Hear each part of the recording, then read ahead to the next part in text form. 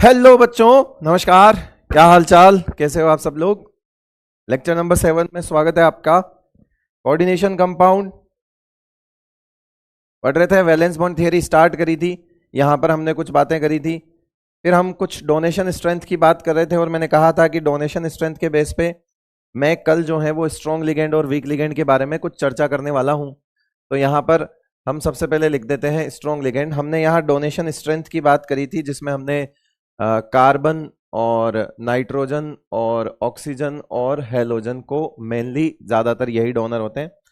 फिर ऐसा करो कि ये डोनेशन स्ट्रेंथ के बेसिस पे ही हम इनको दो पार्ट में डिवाइड कर दो। इसको ऐसे मान लो, बीच में एक लाइन खींच दो, इस तरह से खींच दिया। जिनमें कार्बन नाइट्रोजन डोनर्स होते हैं बेटा, वो आपके स्ट्रॉन्ग लिगेंड होते हैं।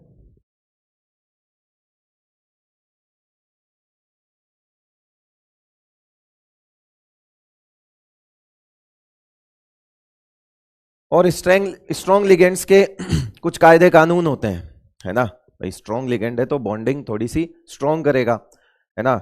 जरूरत होगी तो मेटल अपने इलेक्ट्रॉन को पेयरिंग भी कर सकता है। अभी यहां जितने कायदे कानून लिख रहा हूं, वो सब कायदे कानून आपको एग्जाम्पल में समझ आएंगे। अभी सिर्फ आप लिख दीजिए इसको। अभी ऐसा मत समझना कि ये चीज लिख दी और समझ आ गई, नहीं।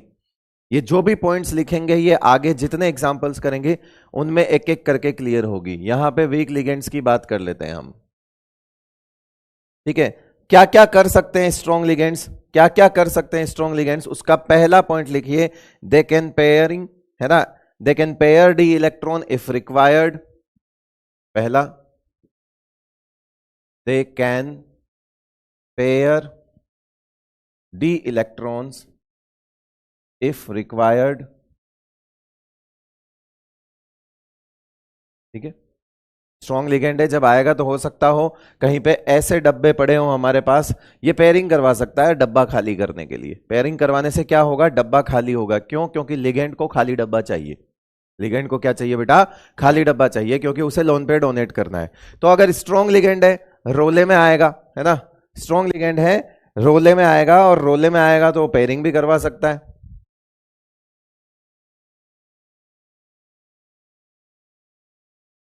यस।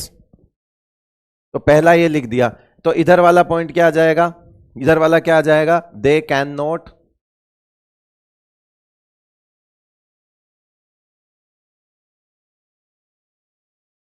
डी इलेक्ट्रॉन्स, ये पेयरिंग नहीं कर सकते। अब पेयरिंग करेंगे पेयरिंग करेंगे तो क्या होगा, पेयरिंग करेंगे तो क्या होगा? पेयरिंग से number of unpaired electron decrease होते हैं। पेयरिंग से नंबर ऑफ अनपेयर्ड इलेक्ट्रॉन क्या होते हैं बेटा? डिक्रीज होते हैं। और जब पेयरिंग करेंगे तो हम ये देखेंगे कि जनरली, ये जनरली वर्ड जरूर लिख देना, इन्वर्टेड कोमा बोल्ड इटैलिक जो करना हो कर लेना, है ना। Generally form inner D orbitals.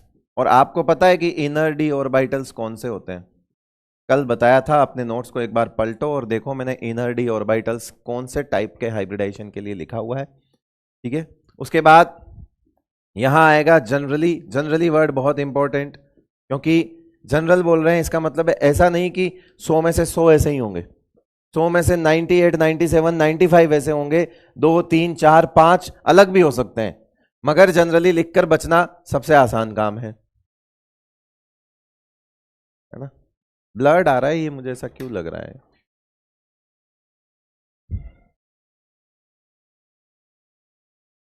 ये क्वालिटी देखना, ब्लड क्यों आ रही है उधर, बुलाओ उसको। इतनी खराब क्वालिटी कैसे आ रही?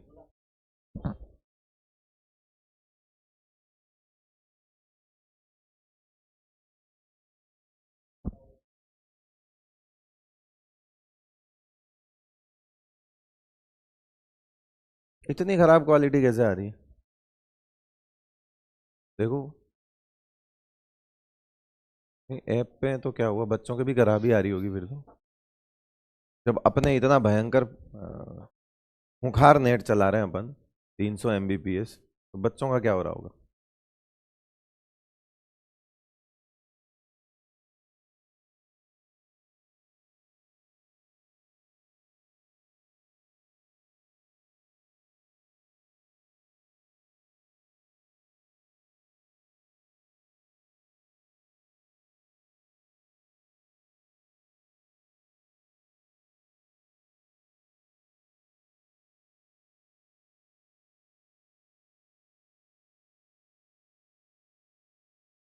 यहाँ कैमरा में दिक्कत तो नहीं कुछ? जूम है तो उसको जूम आउट करो ना।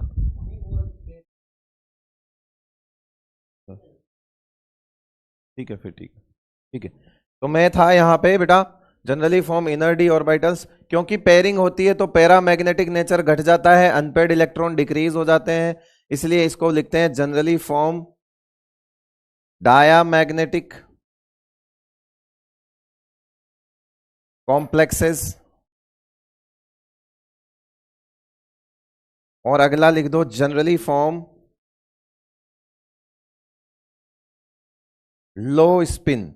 स्पिन कम क्यों हो जाएगी? क्योंकि अनपेयर्ड इलेक्ट्रॉन कम हो जाएंगे। Generally form low spin complexes.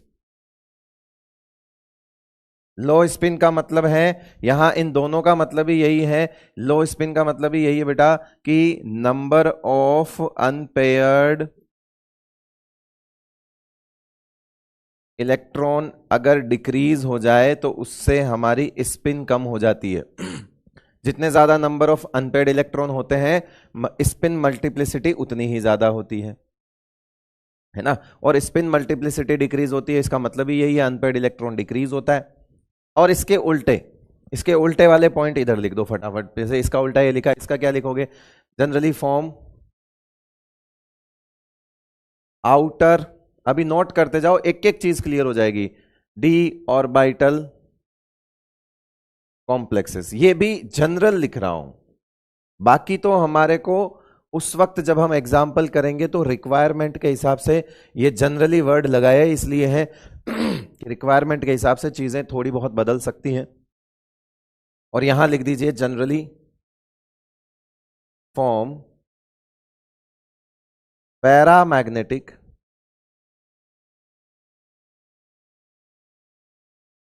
Complexes.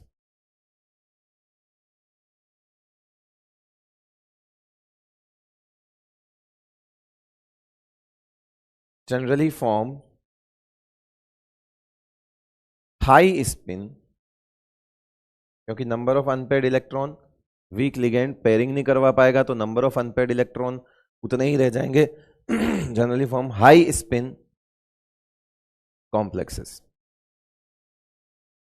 ये सब टर्मिनोलॉजी आ जाएगी, हम देख लेंगे। Generally form, generally generally generally जो लिख रहे हैं हम, ये इस वजह से लिख रहे हैं। आइए चलिए, अब आपको एक एमडीजे दे देते हैं। उस एमडीजे की बहुत ज्यादा जरूरत पड़ेगी आपको, ठीक है। और उससे पहले एक सवाल लेते हैं और सवाल करके देखते हैं, और उस सवाल में जो जो रिक्वायरमेंट होगी उसके लिए मैं आपको एमडीजे दे दूंगा। पहला, फर्स्ट, ये आप एक बार नोट कर लो, ये बहुत इंपॉर्टेंट चीज है, नोट कर लीजिए एक बार।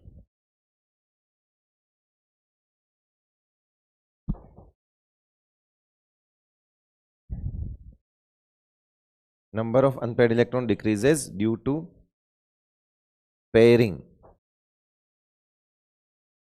और पेयरिंग हमने यहां पे करी है।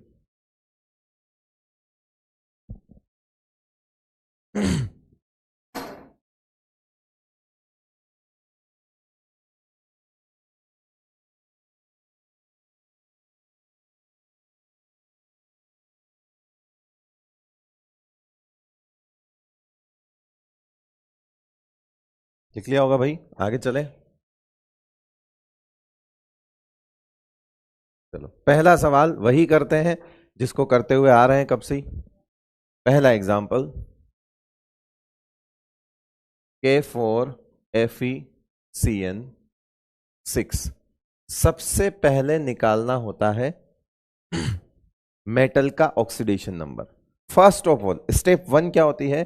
First of all find oxidation number of metal, जो कि हमें आता है और वो हमारा पीछा नहीं छोड़ेगा। मेटल का ऑक्सीडेशन नंबर तो हमें निकालना ही है।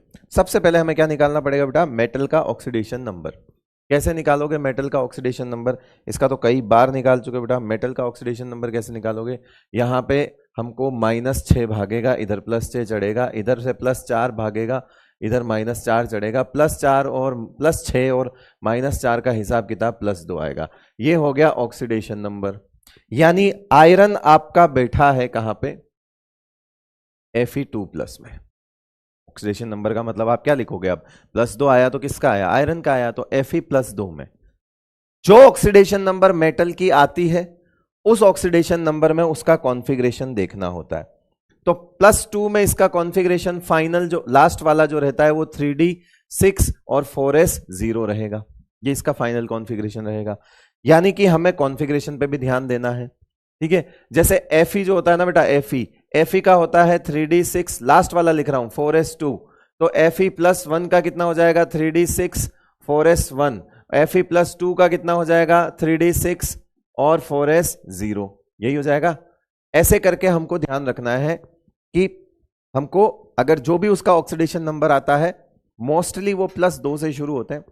+1 बहुत रेयर मिलेगा, 0 बहुत रेयर मिलेगा, जो मिलेंगे वो +2 मिलेंगे या उससे ऊपर। ज्यादातर ऐसा नहीं है कि नहीं मिलेंगे, ऐसा 0 वाले बहुत करवा दूंगा मैं, ऐसी बात नहीं है।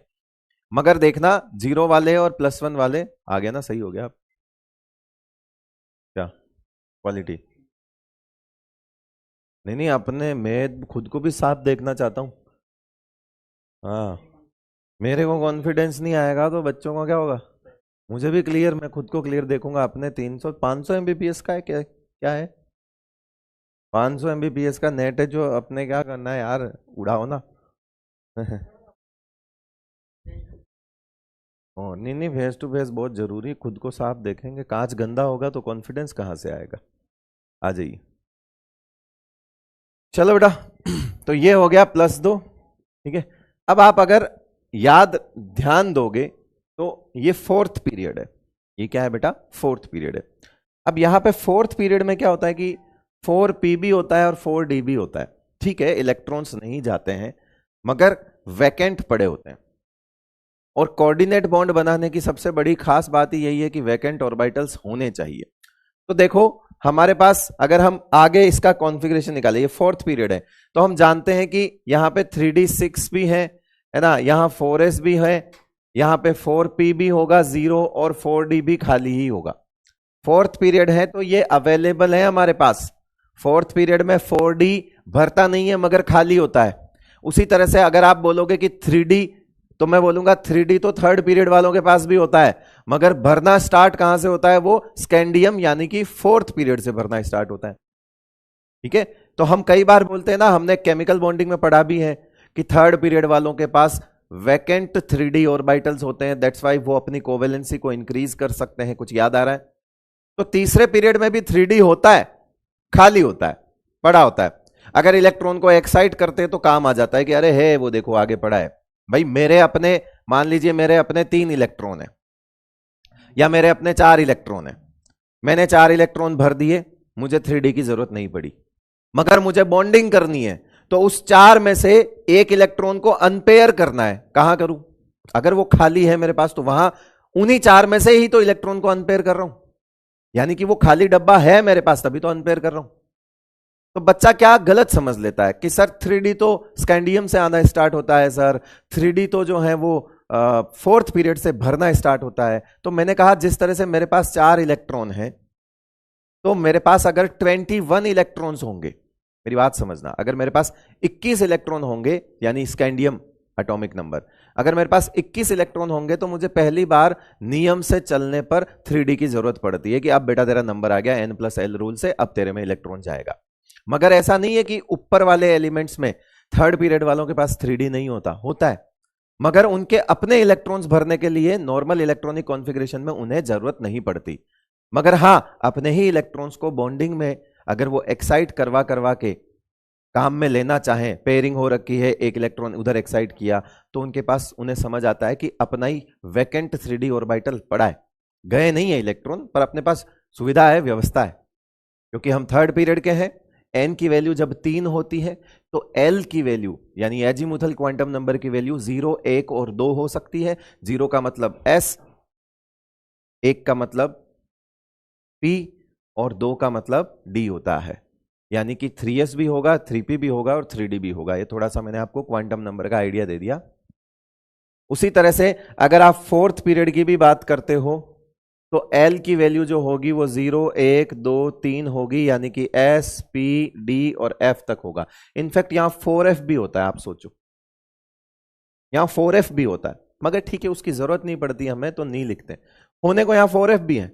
अगर कोई फोर्थ पीरियड है तो फोर्थ पीरियड में नियम से भरता क्या है 3D, फोर्थ पीरियड में 4D नहीं भरता, तो लेकिन खाली होता है। तो याद रखना बेटा, ये थोड़ा सा आपके लिए है ना, चीज कॉन्सेप्चुअल है। प्रैक्टिस में आने के बाद ऐसा नहीं कि उसे अलग से याद करनी पड़ेगी, प्रैक्टिस में आ जाएगी तो कोई दिक्कत वाली बात नहीं है। प्रैक्टिस क्या कि 3D के बाद 4S 4P 4D लिखना है, ये प्रैक्टिस है, ठीक है, ये प्रैक्टिस है। तो हमने बनाया इसके डब्बे, हमने क्या बनाया बेटा इसके डब्बे। अब हम यहां पे 3D बना रहे हैं, क्या बना रहे हैं 3D। 3D 6 है, 1 2 3 4 5 और ये 6। उसके बाद यहां 4S खाली बना दिया, उसके बाद यहां 4P बना दिया, और 4D भी बना लो अगर जरूरत पड़ेगी तो काम में ले लेंगे। तो ये मैंने 4D बनाया, ये मैंने 4P बनाया, ये मैंने 4S बनाया और ये मैंने 3D बनाया। करेक्ट है भाई, है ना, एकदम परफेक्ट है, सही चल रहा है एकदम मामला, ठीक है। अब इधर आते हैं, इसके बारे में जानते हैं कि cyanide is a strong ligand, तो it can pair d electrons, it can pair d electrons। जब कोऑर्डिनेशन नंबर 6 होता है, ये कोऑर्डिनेशन नंबर कितना है 6, 6 कोऑर्डिनेशन नंबर में कौन सी ज्योमेट्री बनेगी, कौन बताएगा? 6 कोऑर्डिनेशन नंबर में कौन सी ज्योमेट्री बनेगी? ऑक्टाहेड्रल। 6 कोऑर्डिनेशन नंबर में कौन सी ज्योमेट्री बनेगी? ऑक्टाहेड्रल। हर एक के लिए ऐसा लिख के नहीं बताऊंगा। यहां कोऑर्डिनेशन नंबर कितना है 6 है, कोऑर्डिनेशन नंबर कितना है बेटा 6। ज्योमेट्री कैसी होगी? तो ऑक्टाहेड्रल होगी। ऑक्टाहेड्रल के हाइब्रिडाइजेशन कैसे होते हैं? 2 तरह के हो सकते हैं, sp3d2 हो सकता है और d2sp3 भी हो सकता है, आपको तो पता ही है। sp3d2 भी हो सकता है और d2sp3 भी हो सकता है, पता है आपको ये चीज। कुल मिला के number of total orbitals required for bonding is 6। If the coordination number is 6, that means 6 sigma coordinate will be formed। अगर कोऑर्डिनेशन नंबर 6 है इसका, तो इसका मतलब है 6 सिग्मा कोऑर्डिनेट बॉन्ड बनेंगे, एंड 6 सिग्मा कोऑर्डिनेट बॉन्ड के लिए 6 वैकेंट ऑर्बिटल चाहिए। और 6 वैकेंट ऑर्बिटल में हिसाब देखो, एक s का, 6 में से एक s का चाहिए, 3 p के चाहिए, 4 तो ये हो गए, एक s का, 3 p के और 2 d के, और कितने 2 d के चाहिए। तो आप टोटल चाहिए हमें 6 डब्बे, टोटल हमें चाहिए 6 डब्बे। आप इधर भी यही सेम चीज है, 2 डी के, एक एस का और 3 पी के। हमारी रिक्वायरमेंट है एक एस ऑर्बिटल होना चाहिए, 3 पी ऑर्बिटल होना चाहिए और 2 डी ऑर्बिटल होने चाहिए। क्या होना चाहिए बेटा? 2 डी ऑर्बिटल। अगर हमें पेयरिंग करवा के 2 डब्बे मिल जाते हैं, जो कि हम पेयरिंग करवा सकते हैं because we have strong legend, यहां पे हमारे पास स्ट्रॉन्ग लिगेंड है, इनफैक्ट स्ट्रॉन्गेस्ट लिगेंड बोल सकते हो आप इसको, तो साइनाइड को तो कार्बन डोनर है, अच्छा खासा स्ट्रॉन्ग लिगेंड है, it can pair d electrons. और अगर अब आप पेयरिंग कहां होगी? ये तो खाली पड़े, यहां डी के इलेक्ट्रॉन्स है नहीं, पेयरिंग की बात कहां करेंगे? जहां पे इलेक्ट्रॉन्स हैं। अब होगा क्या, यहां इससे देखेंगे हमें कितने रिक्वायरमेंट है, यहां पे requirement of D orbital, requirement of total orbitals 6, requirement of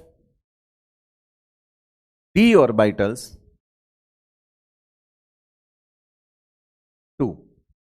भाई हमें तो d से मतलब है, पेयरिंग में तो d का s तो खाली पड़ा है मेरे पास, p भी खाली पड़ा है, मगर मेरे सामने समस्या क्या आ रही है वो सुनो। मेरे पास ये पड़ा है खाली, ये s पड़ा है, s पड़ा है और p3 पड़ा है। अब मैं D2 इधर से लूं या D2 इधर से लूं, यही मेरा सवाल है। क्योंकि अगर मैं इधर से D2 लेता हूं, यानी कि 2 डब्बे इधर से लेता हूं, तो हो जाएगा D2sp3, और अगर मैं इधर से 2 D लूंगा तो हो जाएगा sp3d2। इधर से लेने के लिए मुझे पेयरिंग करवाने की जरूरत नहीं है, क्योंकि है ही नहीं, खाली पड़ा है, ये तो सीधा चलेगा, खाली डब्बे चाहिए, ये खाली पड़े हैं। अब आप बोलोगे जब खाली पड़े हैं तो इधर से ले लो, ऐसा नहीं होता। अगर स्ट्रॉन्ग लिगेंड है तो वो पेयरिंग करवाएगा, स्ट्रॉन्ग लिगेंड है तो वो पेयरिंग करवाएगा। इसका मतलब है यहां से ये कहानी तो खत्म हुई, इधर तो नहीं जाना है। दूसरा देखो कि पेयरिंग करवा के क्या हम 2 डब्बे खाली कर सकते हैं, और वो भी ध्यान रखो कि 2 डब्बे खाली करवाने के लिए कितनी पेयरिंग करवानी पड़ेगी, क्योंकि जितने ऑर्बिटल्स हमें रिक्वायरमेंट होंगे हम उतनी ही पेयरिंग करवाएंगे। वापस लिख देना कॉपी की छत पे इन्वर्टेड कोमा में एमडीजे लगा के, ये बात हिंदी में लिख देना कि पेयरिंग उतनी ही करवानी है जितने डब्बों की जरूरत है। अननेसेसरी पेयरिंग नहीं करवानी है, अवॉइड अननेसेसरी पेयरिंग। ऐसा नहीं कि चिपका दो, डब्बे चाहिए 2 आपने 3 खाली करवा दिए। ऐसे केस आएंगे, इसमें तो खैर नहीं है वो केस, मगर ऐसे केस आएंगे जहां पे तुम्हें लगेगा कि पेयरिंग से तुम 3 डब्बे खाली करवा सकते हो, मगर मैं कहूंगा कि 3 डब्बों की जरूरत ही नहीं है, 2 डी के डब्बे चाहिए, सिर्फ 2। ठीक है, 2 ही चाहिए। तो जितने ऑर्बिटल्स की रिक्वायरमेंट होगी पेयरिंग हम उतनी ही करवा सकते हैं। And first of all pairing करवाने के लिए यह देखना भी जरूरी है कि वो लिगेंड स्ट्रांग है या वीक है, और स्ट्रांग और वीक की कैटेगरी हमने ऑलरेडी अलग अलग कर दी है। अब मुझे बताओ requirement of D orbital is 2। अब यहां से उठाने के लिए मैं क्या करूंगा, ये करेगा पेयरिंग, यहां क्या हो जाएगी पेयरिंग, और जब पेयरिंग हो जाएगी तो ये ऐसा बन जाएगा, बन गया ऐसा। फिर यहां से वही 2 डब्बे उतर गए, ये डब्बा 1 और ये P3, ये S ये P3, ये डब्बा उतर गया। अब ये मिक्स हो जाएंगे, ये D2 ले लो यहां से, ये S ले लो और ये P3 ले लो। अब ये क्या करेंगे, आपस में हाइब्रिडाइजेशन करेंगे, ऐसे आपस में क्या करेंगे बेटा, हाइब्रिडाइजेशन करेंगे, और हाइब्रिडाइजेशन करके क्या बनाएंगे, ये ऐसे। कितने डब्बे हैं, 1 2 3 4 5 6, 6 डब्बे ऐसे समझ लो, ये 6 डब्बे इस तरह से आ जाएंगे।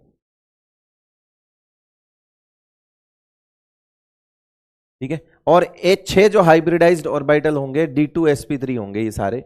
इन 6 के 6 हाइब्रिड ऑर्बिटल में हमें क्या करना है, साइनाइड आयन यहां पे लोन पेयर देगा।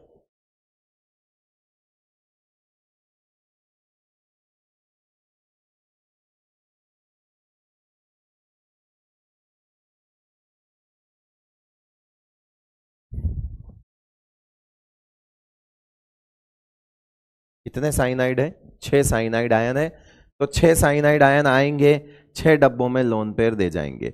जिन 6 डब्बों में ये लोन पेयर दे के जाएंगे उन 6 के 6 डब्बों का नाम D2sp3 होगा, बिकॉज वो हाइब्रिडाइजेशन में पार्टिसिपेट करके, आपको तो पता ही है जब हाइब्रिडाइजेशन होता है तो इनका नाम D2 नहीं, सब मिक्स हो जाएंगे, सबका नाम D2sp3 होगा, इसमें से हर एक का नाम D2sp3 हो जाएगा बेटा।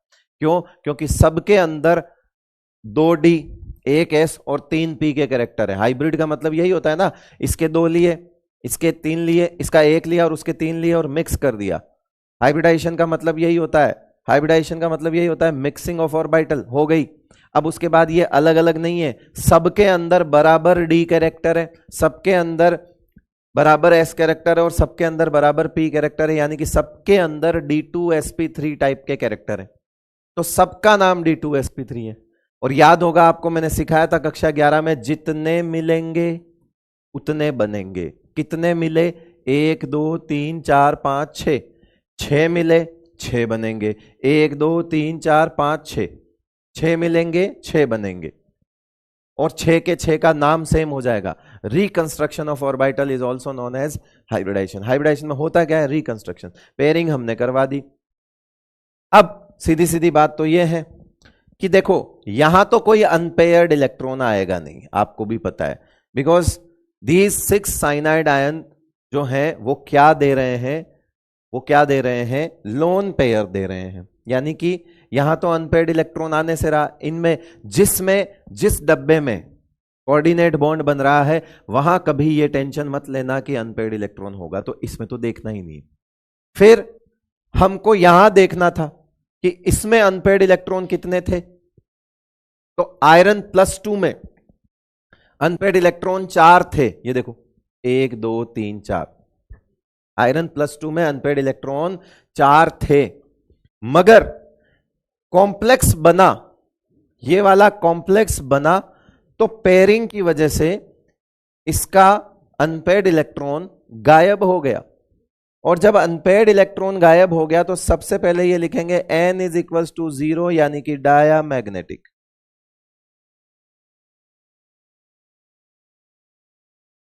जब अनपेयर्ड इलेक्ट्रॉन नहीं है तो डायामैग्नेटिक हो गया। दूसरा हाइब्रिडाइजेशन हो गया D2sp3। तीसरा ऑक्टाहेड्रल हो गया बेटा। और D2sp3 का मतलब क्या होता है? इनर d ऑर्बिटल होता है क्या? क्योंकि अंदर वाला d काम में लिया है उसने। अब मैंने कल आपको सिखाया था ना बेटा कि अगर उधर वाला d काम में होगा, n-1d ns और np काम में आएंगे तो ये होगा, और अगर ns np और nd काम में आएंगे तो आउटर होगा। याद आ रहा है? कुछ दो तरह के हाइब्रिडाइजेशन के सेट दिखाए थे मैंने। तो ऑक्टाहेड्रल हो गया, इनर d ऑर्बिटल हो गया। क्या पेयरिंग हुई है? क्या स्पिन कम हुई है? Yes definitely. यहां पर 4 अनपेयर्ड इलेक्ट्रॉन थे, स्पिन मल्टीप्लिसिटी ज्यादा थी, इसे बोला जाएगा लो स्पिन कॉम्प्लेक्स।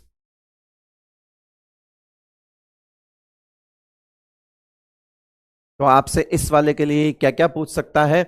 डायामैग्नेटिक हो गया, पूछ सकता है, ये हो गया।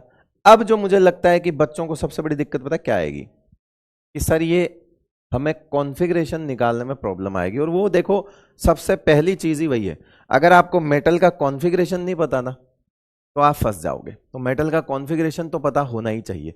उसी के लिए एमडीजे का इस्तेमाल करते हैं। आइए, और हमें याद रखना है कि +2 में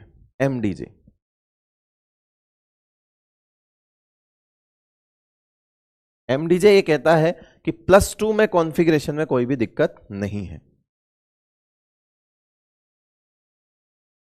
देखो मैं यहां सीरियल नंबर लिख रहा हूं,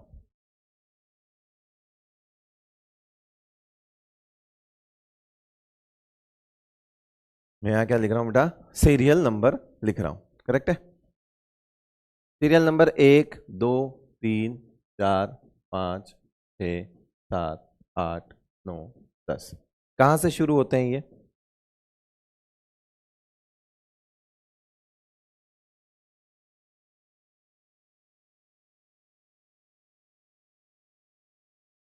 ये।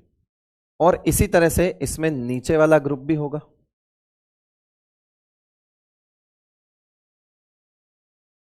कौन सा नीचे वाला? यारी जरा वाला, है ना? या इसको ऐसे लिख दो,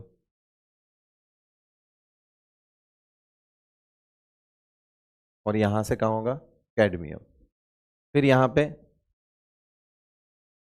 लेंथेनम, ऑफनियम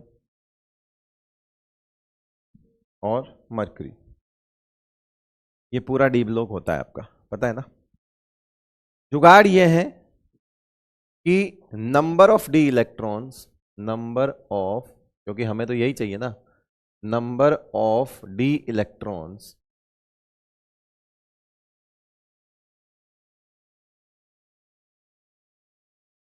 इन M2+। M2+ मतलब ये जितने मेटल्स हैं इन सब के +2 में। मैं जीरो की बात ही नहीं कर रहा हूं, मैं +2 की बात कर रहा हूं, क्योंकि मुझे सबसे ज्यादा ऑक्सीडेशन नंबर मिलने वाली है +2, और उससे ज्यादा जीरो वाली मिलेगी, देख लेंगे। +1 रेयर मिलेगा। हमें सबसे ज्यादा ऑक्सीडेशन नंबर या तो 2 मिलेगी या 2 से ऊपर ही मिलेगी। 2 मिलेगी, 3 मिलेगी, 4 मिलेगी, जैसी मिलेगी हम देख लेंगे।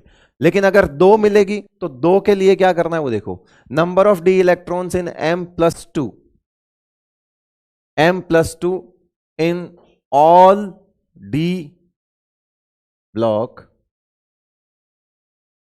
metals are equal to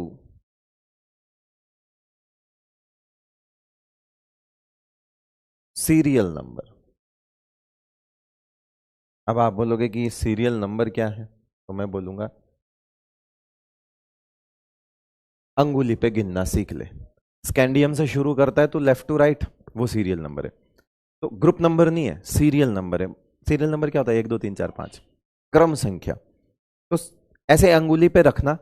और जो ट्रिक याद है कि साइंस टीचर विनीता कृपलानी, मन फेंको नहीं क्यों जान जलाती हो, ऐसे करके ऐसे ट्रिक याद होगी आपको। लेफ्ट टू राइट की ट्रिक याद होनी चाहिए।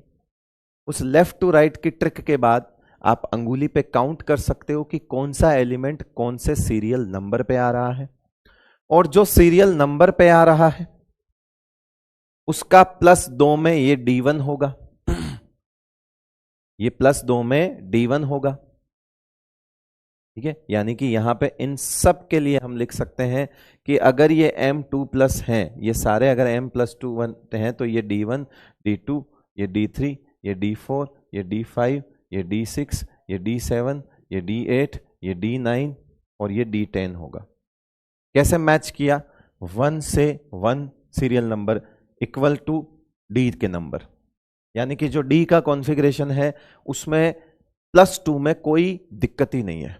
0 में हमें दिक्कत आती है, बताऊं कैसे? 0 में हमें दिक्कत आती है, फील करवाता हूं इसका काम क्या है। अगर आप क्रोमियम का कॉन्फ़िगरेशन लिखोगे ना, तो सीरियल नंबर के हिसाब से वो 4 पे आता है। सो इट शुड बी क्या? 3D4 4s2 होना चाहिए था, मगर हम जानते हैं क्रोमियम 3D4 4s2 नहीं होता, ये होता है क्या? 3D5 4s1। अगर मैं क्रोमियम +1 पे आ जाऊं तो हो जाएगा 3D5 4s0। मगर मैं क्रोमियम +2 की बात करूं, जो कि मैं कर रहा हूं एक्चुअली सबके +2 की, ये देखो, तो मैं यहां पे अगर क्रोमियम +2 की बात करूं तो मेरा जो सोचना है वो सही हो जाएगा। ये देखो, क्रोमियम 5 1, क्रोमियम +1 5 0, क्रोमियम +2 4 0। इसका मतलब है क्रोमियम +2 में उतना ही डी का इलेक्ट्रॉन लेके बैठ गया जितना तुम सोच रहे थे कि यार D1 D2 D3 नियम से चलने चाहिए था ना, ये एक्सेप्शन की वजह से इधर उधर हो गए थे ये। तो अब हमें एक तरीका मिल गया कि यार +2 में कोई एक्सेप्शन नहीं होता और +2 में सबका S खाली होता है। एक तो ये चीज याद रखना, और एक ये चीज याद रखना कि +2 में ये सबका खाली होगा, बिकॉज हाँ किसी का 0 में भी खाली हो सकता है, पैलेडियम 0 में भी खाली है, मगर मैं बात कर रहा हूं +2 में 4s सबका खाली होगा, +2 में 4s सबका खाली होगा। ये भी लिख देना कहीं पे कि +2 में 4s सबका खाली होगा।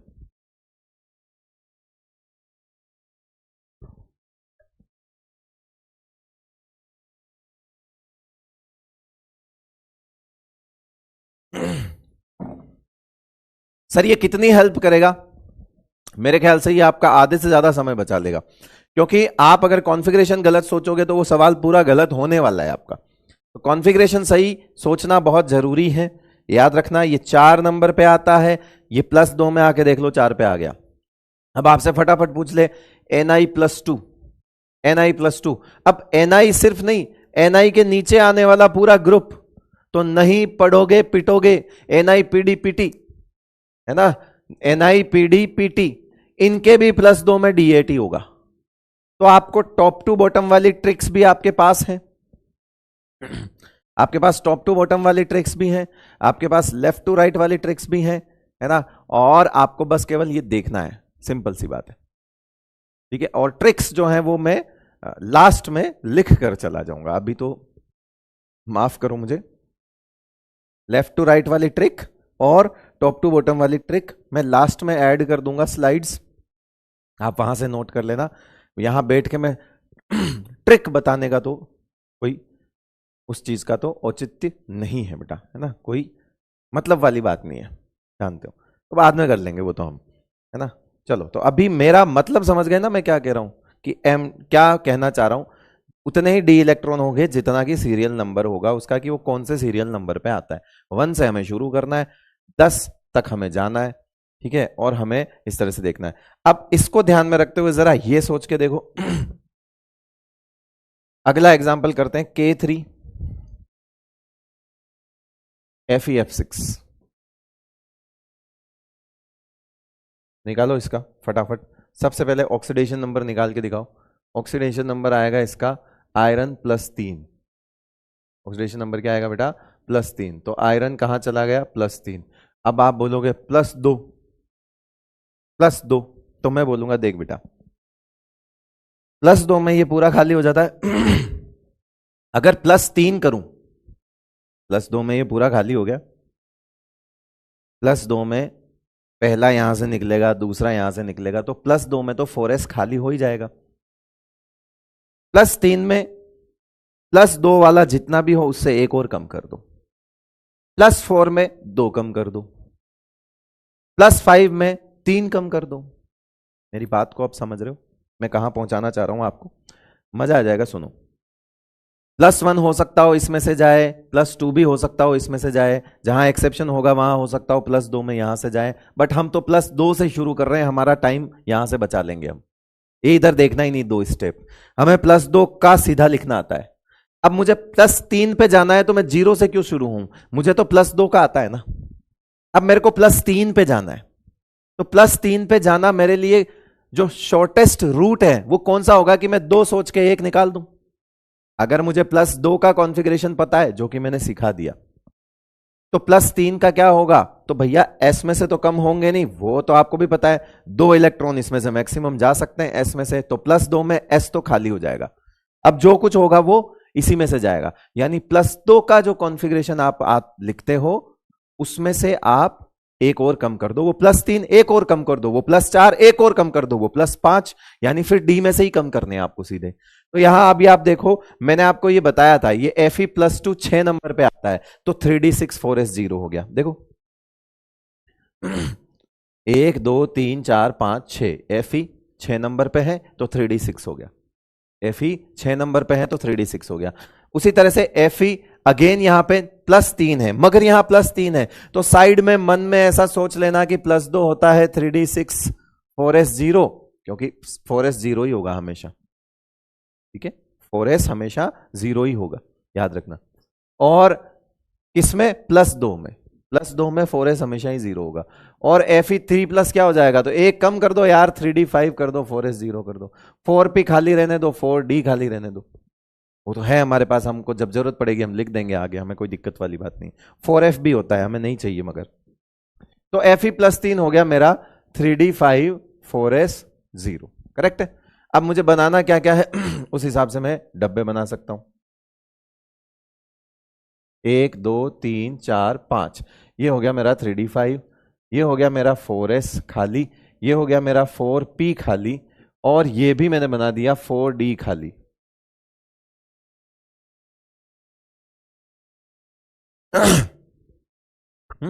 ठीक है। ऑक्सीडेशन नंबर निकालना नहीं बताया मैंने, तो मैं नहीं कर रहा, अब आता है आपको, निकाल लो, ठीक है। F- is a week ligand, pairing नहीं होगी, और अगर पेयरिंग नहीं होगी तो जो कोऑर्डिनेशन नंबर 6 है,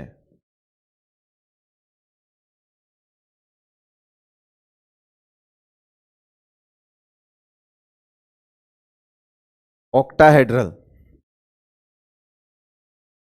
अब sp3d2 हो जाएगा, क्योंकि ये sp3d2 अगर कोऑर्डिनेशन नंबर 6 है, तो कोऑर्डिनेशन नंबर 6 पेयरिंग के साथ d2sp3 होता है, जो कि पीछे वाला एग्जांपल था, ये देखो, अगर पेयरिंग हो जाती तो d2sp3 होगा, ये वाला विद पेयरिंग, और ये हो जाता है विदाउट पेयरिंग। ये हमें देखना पड़ेगा कि डी कौन सा काम में आ सकता है।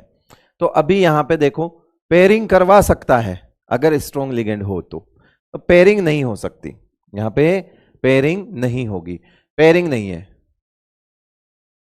पेयरिंग नहीं है, तो पेयरिंग नहीं है तो फिर अब इसमें क्या सोचना, ये करवा ही नहीं सकता, इसकी औकात ही नहीं है।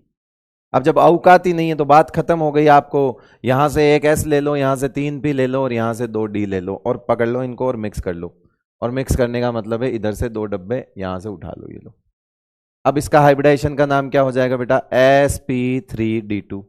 अब मैं ऐसे नहीं बताऊंगा कि इसमें f आ गया, f डोनेट कर दिए ना, हो गया, समझ आ गया वो, है ना, समझ आ गया। फिर भी लो, ये लो f-, एक लास्ट बता रहा हूं, f-, f-,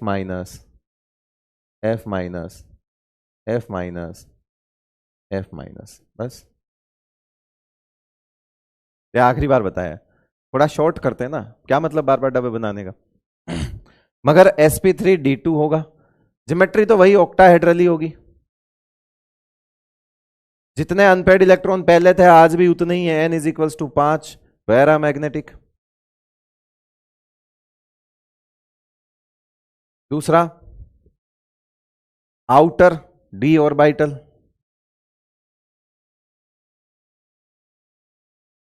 आउटर जो है वो d ऑर्बिटल है। दूसरा लो स्पिन है, स्पिन कम हुई क्या?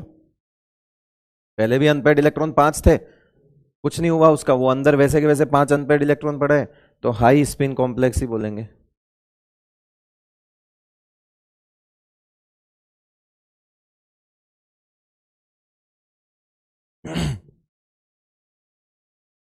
मैग्नेटिक मोमेंट कितना लिखोगे?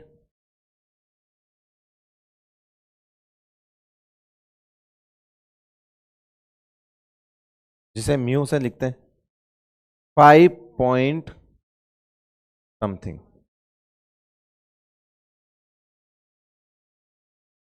5 पॉइंट समथिंग। क्यों? क्योंकि नंबर ऑफ अनपेड इलेक्ट्रॉन 5 है। तो एक और नई चीज यहां आप ऐड कर लीजिए कि जो हमारा मैग्नेटिक मोमेंट होता है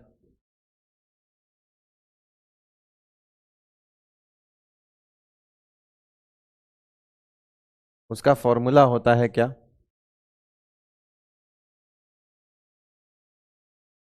√n+2, यही होता है ना? हाँ, ये होता है। और जुगाड़ क्या है? अब तो खैर ये सब जगह जुगाड़ इतना फैल गया 2-3 साल में कि मुझे बच्चे बोल रहे होते हैं कि ये उन सर का है।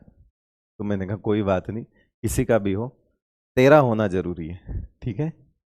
मैं दूं चाहे कोई दे, मुझसे पहले कोई दे या मेरे बाद कोई दे, फर्क नहीं पड़ता, तेरे पास होना चाहिए, ठीक है? तो ये सब चीजें बचपना मत किया करो, ये उनकी ट्रिक है, ये उनका ट्रिक है, ये उनका कॉन्सेप्ट है। किसी ने नहीं देखा कि कौन किसका चुरा रहा है, और किसी से मतलब नहीं है, इन चीजों से आपको मतलब भी नहीं होना चाहिए। बिकॉज आप किसी किताब से कोई लाइन पढ़ते हो, वो किताब और एग्जाम में वही चीज आप लिख के आते हो और आपको मार्क्स मिलते हैं, तो वो किताब वाला आपको ब्लेम करता है क्या, तूने मेरी किताब की लाइन क्यों पढ़ी, क्यों क्यों चुरा रहा है? ऐसा करता है क्या? नहीं ना। तो इसका मतलब ज्ञान तो बांटने से बढ़ता है। अब अगर ज्ञान फैल रहा है तो अच्छा है, ज्यादा लोगों का भला होगा। अगर मेरी ट्रिक है तो शायद मैं सिर्फ, वो कहीं नहीं जा पाए मेरे अलावा, तो वो मेरे ही स्टूडेंट्स के लिए रह गई। मगर मेरी ट्रिक कोई चुराए, है ना, तो या मैं भी कहीं से, मैं क्यों ऐसा बोलूं कि मेरी चुराए, मैं भी कहीं से ले आया, तो इसमें क्या हुआ कि उनके साथ साथ मेरे बच्चों का भी फायदा हो गया। मेरे से कोई ले गया तो मेरे साथ साथ उनके बच्चों का भी फायदा हो गया। अल्टीमेटली नंबर ऑफ स्टूडेंट्स ज्यादा हो रहे हैं जिनका फायदा हो रहा है। ये तो एक अच्छी बात हुई ना, ये तो एक टीचर के लिए अच्छी बात हुई, इस पूरी इंडस्ट्री के लिए अच्छी बात हुई कि यार फेल रही, अच्छी चीज रुकनी नहीं चाहिए, ज्ञान रुकना नहीं चाहिए। जिसने आप अपने आप को ये कह के बोल दिया कि नहीं ये मेरी चीज है और कहीं नहीं जानी चाहिए, इसको मेरे अलावा कोई नहीं पढ़ाएगा, वो कुछ साल तक जो है वो चल सकता है इस तरह से। मगर एक दिन ये चीज सोचने वाला अपना दायरा बना लेता है, और दायरा बनाने के बाद अगर ज्ञान का कोई दायरा नहीं होता, कोई लिमिट नहीं होती, वो खुद ही आगे नहीं बढ़ पाएगा एक दिन। तो इससे फर्क नहीं पड़ता, इसलिए ये बच्चों वाली हरकतें हैं, बच्चे ही लिखते हैं, हमें तो फर्क भी नहीं पड़ता कौन किसकी क्या कर रहा है ना, कोई फर्क नहीं पड़ता। लेकिन बच्चे लिखते हैं कि ये तो हमने उनको पढ़ाई, ये उसने पढ़ाई, ये उसने पढ़ाई। इंटरनेट है, कोई किसकी क्या ट्रिक देख रहा है किसी को नहीं पता। ये पहले ऑफलाइन कोचिंग में था कि एक क्लासरूम से बाहर चीज नहीं जाती थी, सिर्फ बच्चे आपस में नोट्स शेयर करते थे, है ना, हॉस्टल वगैरह में तो चीजें पता चलती थी। मगर जिस टीचर ने जिसको जो पढ़ाया वो उसी के पास रहता था, क्योंकि सबके पास था नहीं। अब क्या है, ऑनलाइन है, कुछ नहीं तो यूट्यूब पे ही मिल जाएगा। समझ गए? इंटरनेट का जमाना है भाई, सबसे बड़ी बात तो सारी चीज हर जगह मौजूद है। इसीलिए अब कोई मोहर नहीं ठोक सकता कि ये मेरी है, पेटेंट नहीं कराया किसी ने, कॉपीराइट्स नहीं उसके पास, ये मैं ही बताऊंगा। ठीक है, ये बात याद आ गई इसी वाली चीज से, अब क्यों आई है वो तो तुम भी समझ जाओ। कि एमडीजे कहता है कि नम mu is equal to n point something.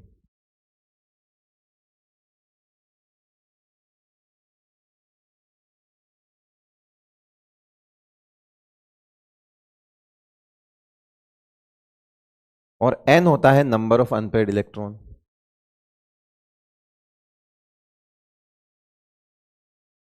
जितना नंबर ऑफ अनपेड इलेक्ट्रॉन उतना पॉइंट समथिंग।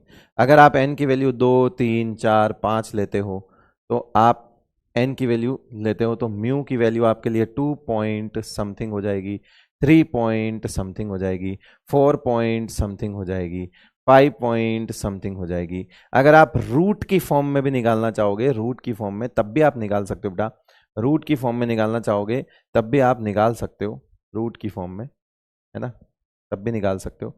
इसकी अगर जगह 2 रखोगे तो √8 आएगा, यहां 3 रखोगे तो कितना आएगा, रखो जरा, 15 आएगा क्या? यहां 3 रखोगे, यहां 3 रखोगे, ये 3 और 2 5, 3 और 2 5 और 3 15, ये √15 आएगा। यहां 4 रखोगे तो 4 और 2 6, 6 4, रूट कितना हो जाएगा? अरे भाई यहां 4 रखोगे, 4 और 2 6 हो गए, 6 चौक 24।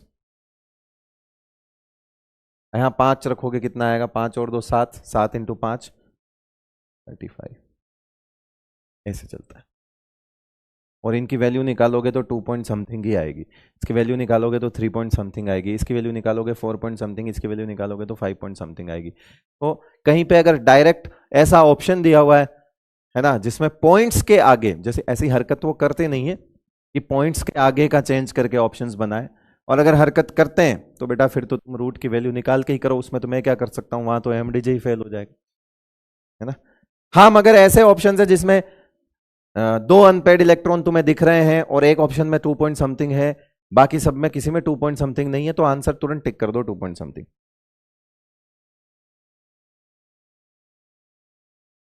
चलिए नेक्स्ट एक एग्जांपल और करते हैं। NiCN4,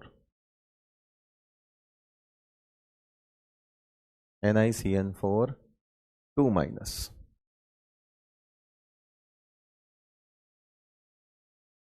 NiCN4 2 माइनस, क्या करके दिखाओ। चलो ऑक्सीडेशन नंबर निकालनी है, मैं -4 गया, +4 लगा, बाहर डब्बे पे पहले से -2 बैठा है, +2 आ गया ऑक्सीडेशन नंबर, तो Ni आ गया +2, Ni+2 यानी कि काउंट करो, क्या ये 8वें नंबर पे आता है, सीरियल नंबर 8वां है, तो इसका मतलब हो गया 3D8 4S0, बस खत्म बात। वो 4P0 तो लिख दिया करो, कोई दिक्कत वाली बात नहीं है, 4D की इसमें जरूरत पड़ेगी नहीं पड़ेगी, वो देखेंगे, अभी देखेंगे। अगेन यहाँ पे जो साइनाइड आयन है वो स्ट्रॉन्ग लिगेंड है, और कोऑर्डिनेशन नंबर 4 है। कोऑर्डिनेशन नंबर जब 4 होता है तो हमारे पास 2 तरह की चीज निकल के आ सकती है। यहां पे हमारे पास DsP2 भी बन सकता है और sp3 भी बन सकता है, स्क्वायर प्लेनर भी बन सकता है और टेट्राहेड्रल भी हो सकता है। टेट्राहेड्रल तभी और स्क्वायर प्लेनर तभी बनेगा if pairing is possible.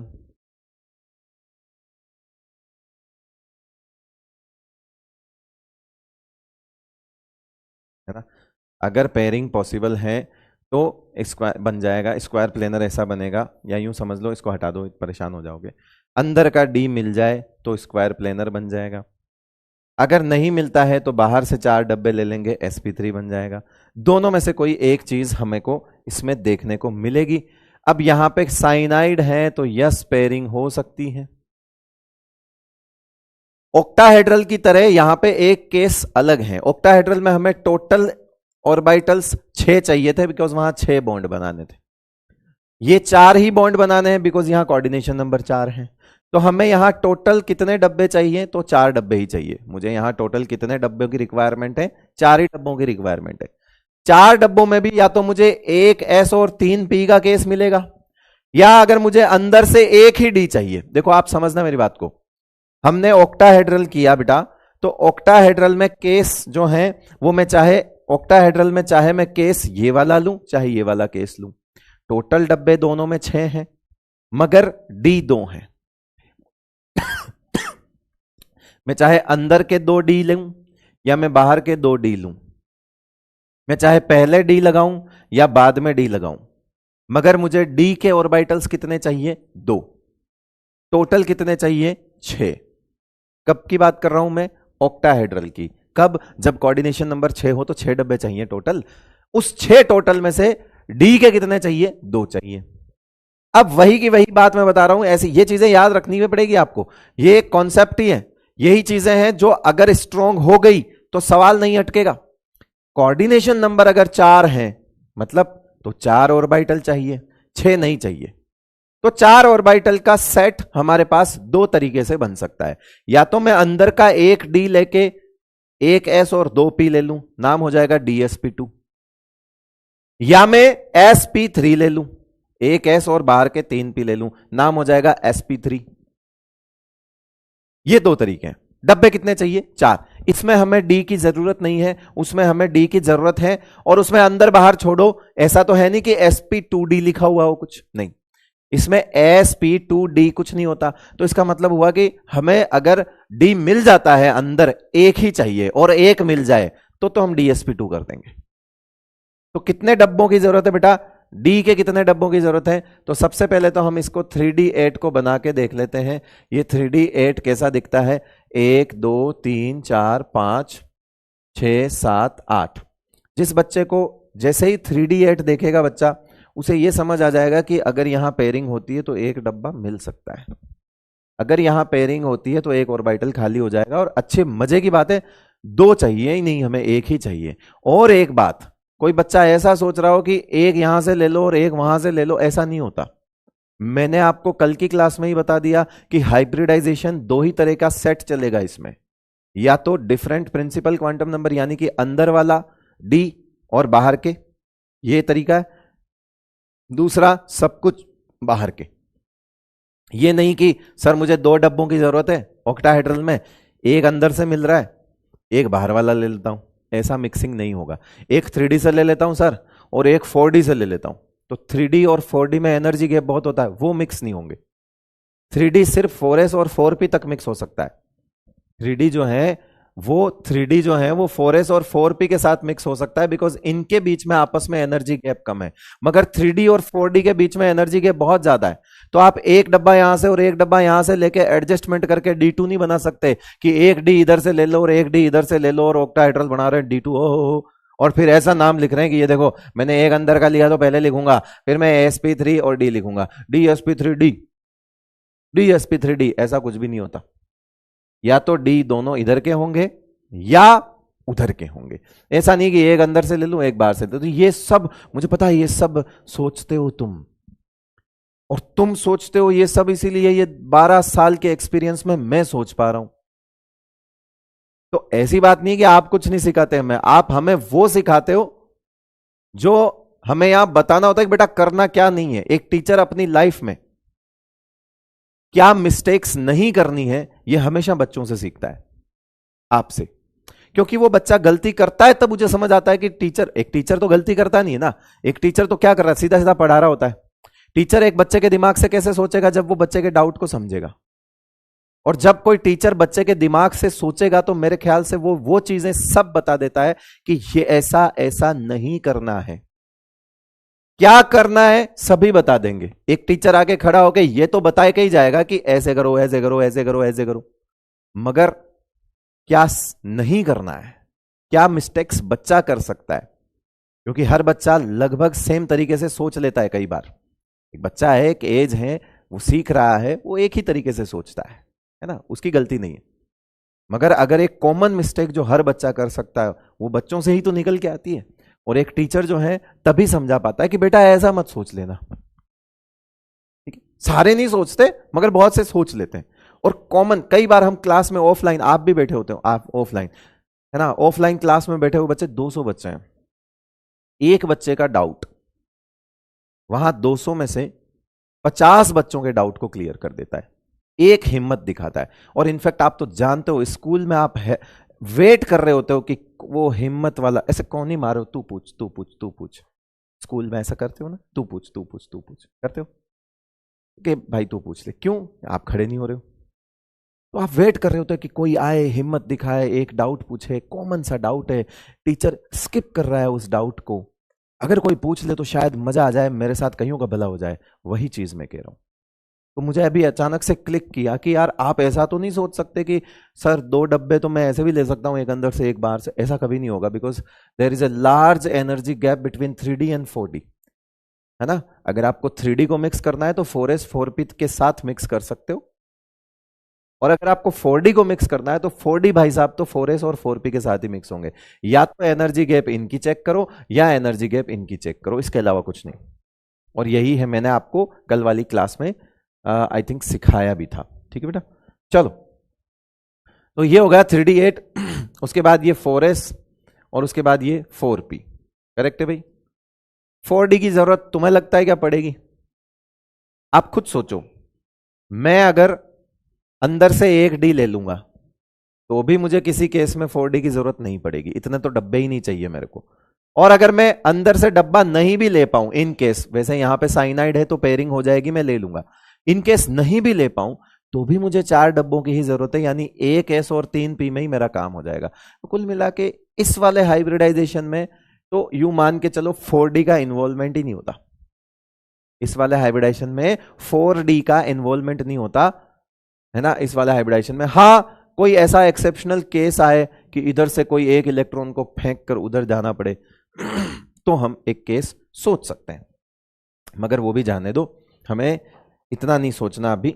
4D होता है ये ध्यान रखना, हमें रिक्वायरमेंट नहीं है। अगर पेयरिंग होगी तो ये पहले कैसा हो जाएगा बेटा? हो गया खाली। अभी भी ये 3D8 ही है ना, इसको देख के डरने का नहीं, अभी भी ये 3D8 है। एक ही डब्बा हमें चाहिए DsP2 के लिए, यहां से एक S ले लो, और मगर यहां से P2 ही लेने हैं ना।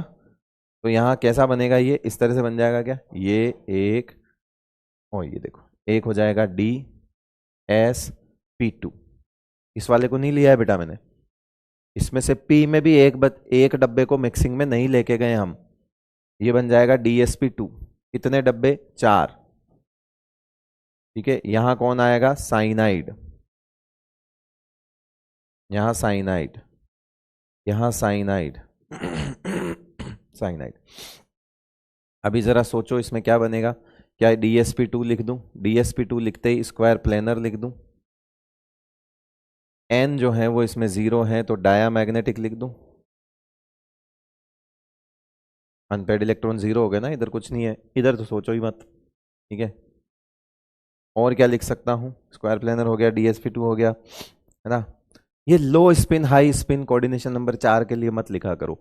Inner D orbital outer D orbital भी मत लिखा करो, बिकॉज वो कोई वैलिड पॉइंट नहीं है। ये अपने आप में इनर डी ही होता है। आप खुद सोचो, हम sp2d तो बोल ही नहीं रहे ना, ऐसा तो कुछ है ही नहीं। तो जब ऐसा होता तो हम इसको इनर बोलते और इसको आउटर बोलते। ऐसा है ही नहीं, ऐसा है ही नहीं, तो जो है वो ये है, उधर डी है नहीं। एक में डी है जो कि इनर ही है बाय डिफॉल्ट, अंदर वाला ही होगा, होगा तो नहीं, होगा तो डी होगा ही नहीं, sp3 हो जाएगा। तो फिर यहां पे वो लॉजिक नहीं बनता, inner D orbital outer D orbital, logic नहीं बनता। ऑप्शन में कहीं दिया है समझ जाना, मगर लॉजिक नहीं बनता, तो मैं फालतू चीज यहां लिखूंगा नहीं। ठीक है, inner D orbital outer, in fact वो क्या बोलते हैं लो स्पिन हाई स्पिन का भी लॉजिक नहीं बनता यहां पे, लो स्पिन हाई स्पिन का भी लॉजिक नहीं बनता। ठीक है, तो यहां पे कुछ चीजें कोऑर्डिनेशन नंबर 4 के लिए मैं अवॉइड कर रहा हूं, नहीं लिख रहा हूं। टेक्निकली बोलना गलत होता है लो स्पिन हाई स्पिन, है ना, क्योंकि ये लो स्पिन ही आएगा हमेशा और वो हाई स्पिन ही आएगा हमेशा, बिकॉज इधर तुम कुछ नहीं कर पाओगे तभी तो उधर जाओगे। तो ये बाय डिफॉल्ट हाई स्पिन ही आएगा, ये बाय डिफॉल्ट लो स्पिन ही आएगा।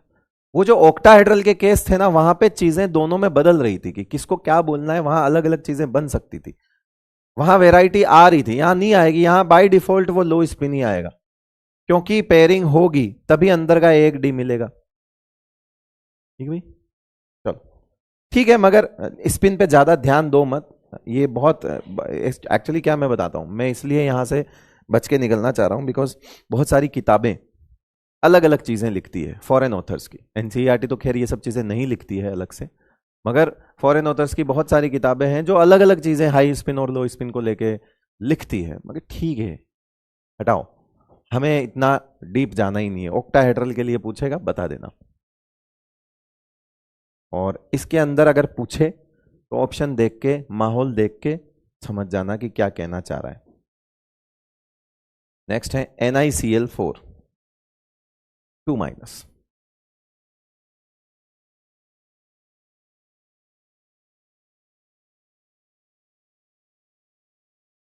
अगेन Ni तो यहां पे भी +2 में ही है, 3D8 ही है, 4s 0 ही है, 3D8 बना लो भैया।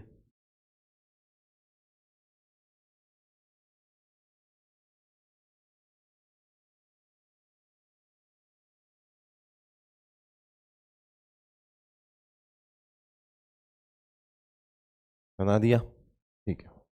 4s बना लो और 4p भी बना लो, ठीक है भाई। क्लोराइड आयन है, वीक लिगेंड है, पेयरिंग नहीं होगी। पेयरिंग नहीं होगी तो sp3 हो जाएगा, टेट्राहेड्रल हो जाएगा,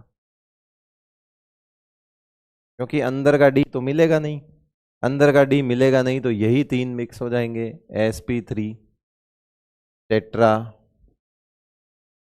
n is equals to 2, paramagnetic. तो क्या सर हमेशा टेट्राहेड्रल कॉम्प्लेक्स पैरामैग्नेटिक होंगे? नहीं, अगर D10 हो जाए तब भी तुम्हें मजबूरी से तो बाहर ही आना पड़ेगा, ये और ध्यान रखना। अगर मैं यहाँ D10 कॉन्फ़िगरेशन कर दूं समझो मेरी बात को, हाँ बहुत सारे बच्चों के ये भी डाउट आया होगा, अभी समझो, क्लियर कर देता हूं। अगर मेरे पास D10 कॉन्फ़िगरेशन है ना, D10 कॉन्फ़िगरेशन एक ऐसा कॉन्फ़िगरेशन होता है जो कि आइडियल कॉन्फ़िगरेशन है। क्या करोगे तुम इसका? अगर कोई अंदर D10 कॉन्फ़िगरेशन लेके बैठा है तो चाहे तो 6 लिगेंड आए, चाहे 4 लिगेंड आए, चाहे लिगेंड स्ट्रॉन्ग आए, चाहे लिगेंड वीक आए, कोई फर्क नहीं पड़ता। तुम वैरायटी लाके दिखाओ इसमें से। तो D10 कॉन्फ़िगरेशन हमेशा क्लियर होता है अपनी चीजों को लेके। D10 कॉन्फ़िगरेशन चिल्ला चिल्ला के बोलता है मेरे अंदर से कुछ नहीं कर सकते तुम, मेरे अंदर कोई पेयरिंग नहीं हो सकती, मुझसे तुम 2 डब्बे छोड़ो 1 डब्बा भी नहीं ले सकते। तुम कह रहे हो सिर्फ 2 ही डी चाहिए, 2 भी नहीं मिल सकते। फिर एक आया, अरे मुझे 2 नहीं, मुझे तो 1 ही चाहिए, वो कहेगा 1 भी नहीं मिल सकता, है ना, मिल ही नहीं सकता। D10 का मतलब सारे स्कोप बंद, कंप्लीट, क्लोज्ड। यानी किसी का D10 कॉन्फ़िगरेशन आ जाए तो अंदर वाला D कभी यूज ही नहीं हो सकता। अगर किसी मेटल, जैसे जिंक +2 है, जिंक +2, समझ रहे हो मेरी बात को, जिंक +2 D10 कॉन्फ़िगरेशन, बात खत्म। कैडमियम +2 D10 कॉन्फ़िगरेशन, बात खत्म। मरकरी +2 D10 कॉन्फ़िगरेशन, बात खत्म। तो सर फिर क्या करेंगे? अब भाई D10 कॉन्फ़िगरेशन में अंदर का D तो आ नहीं सकता। तो अगर तू ये देख ले कि अगर जिंक, अगर D10 कॉन्फ़िगरेशन है और अगर 6 लिगेंड आ रहे हो, यानी कि 6 कोऑर्डिनेशन नंबर हो, तो वो कैसे भी आ रहे हो, स्ट्रॉन्ग आ रहे हो, वीक आ रहे हो, ऑलवेज sp3d2 होगा कि नहीं होगा? क्योंकि D2 sp3 तो हो नहीं सकता, ये वाला D तो काम ही नहीं आ सकता था, ये तो हमेशा ही sp3d2 होगा। पॉइंट है। अभी ये मैं आगे और चीजें भी सिखा दूंगा। ये तो मैं D10 तो ऐसा बता रहा हूं जो कोऑर्डिनेशन नंबर 4 और 6 के लिए कॉमन चलता है। अब 4 लिगेंड आ रहे हैं तो sp3 होगा फिर, क्योंकि dsp2 का तो सवाल ही नहीं बनता। यानी D10 कॉन्फ़िगरेशन एक ऐसा कॉन्फ़िगरेशन है जिसमें लिगेंड सामने कितने आ रहे हैं, तुम आंसर कर दो उस हिसाब से। 4 आ रहे हैं, sp3 टेट्राहेड्रल। स्क्वायर प्लेनर नहीं बन सकता, dsp2 चाहिए, D नहीं देगा वो, D10 है। 6 आ रहे हैं तो ऑक्टाहेड्रल तो बनेगा, मगर आंख बंद करके sp3d2 बोल दो। कह रहा है D2 sp3 नहीं हो सकता क्या? नहीं हो सकता, अंदर का D नहीं मिल सकता, बाहर का ही यूज करना पड़ेगा। यानी D10 कॉन्फ़िगरेशन में जब भी 6 देखोगे, D10 कॉन्फ़िगरेशन में जब भी 6 देखोगे sp3d2 बोलोगे, और D10 कॉन्फ़िगरेशन में जब भी 4 देखोगे sp3 बोलोगे। अब मान लो मैंने यहां पे ZnOH का होल 4 लिखा हुआ है और यहां लिखा हुआ है 2-। मैं पूछ रहा हूं कि बताओ बेटा Na2, या इसको 2- ना लिख के मैं लिख दूं Na2ZnOH का होल 4। अब मैं आप में इसमें जिंक का हाइब्रिडाइजेशन पूछूं, क्या बताओगे? Na2ZnOH का होल 4 लिखा हुआ है। अब आप क्या करोगे, फटाफट फटाफट से दिखा लोगे, तो आप देखोगे कि जिंक +2 आ गया, D10 कॉन्फ़िगरेशन आ गया। अब D10 configuration coordination number 4, D10 configuration coordination number 4, 4 ligand आ रहे हैं, OH minus OH minus OH minus OH minus, ले sp3 टेट्राहेड्रल लिख दे। क्या कोई अनपेड इलेक्ट्रॉन D10 में बचता है? नहीं। ये चीज भी यहां लिख सकते हो, ऑलवेज डाया, लिख लो, कोई अनपेड इलेक्ट्रॉन भी नहीं बचेगा। अरे भाई ये पूरा भरा हुआ है, आगे तो लोन पेयर डोनेट होने, वहां तो हम वैसे भी नहीं देखते अनपेड इलेक्ट्रॉन। तो ये D10 के लिए आप अलग से लिख सकते हो, D10 को साइड में एक डब्बा बनाओ। D10 के लिए क्या क्या चीजें कभी नहीं बदलती। D10 के सामने 6 लिगेंड आए तो ये नहीं देखना है कि स्ट्रॉन्ग आ रहा है कि वीक आ रहा है। अरे क्या करेगा, स्ट्रॉन्ग आ रहा है तो पेयरिंग करवा सकता है क्या? नहीं है। तो इसके सामने स्ट्रॉन्ग और वीक सब एक जैसे, क्या करेगा? मेरा स्ट्रॉन्ग लिगेंड हूं मैं, पेयरिंग कहां कराएगा पेयरिंग? एक में क्या 4 फिट करेगा? नहीं ना। चलो, तो ये D10 के लिए मैं अलग से लिखवा दूंगा, आपने थोड़ा सा लिख दिया हो तो कोई बात नहीं, मुझे बात याद आ गई थी, थोड़ा आइडिया हो गया आपको। मगर D8 है ये, तो ये वाला तो D8 है, तो पेयरिंग हो सकती थी इफ यहां स्ट्रॉन्ग लिगेंड होता, तो जो कि पीछे वाले एग्जाम्पल में हमने कर लिया साइनाइड के साथ। तो ये यहां नहीं होगा, ये पैरामैग्नेटिक होगा, sp3 टेट्राहेड्रल, है ना, एंड पैरामैग्नेटिक। क्लियर भाई? चलो आगे बढ़ सकते हैं। चलो कुछ और अलग सा केस देखते हैं। ये तो एनसीईआरटी के एग्जाम्पल हो गए, और भी देख लेते हैं जो कि ऐसे ऐसे केस करवा रहा हूं जो आपको सिखा देगी चीजें, है ना।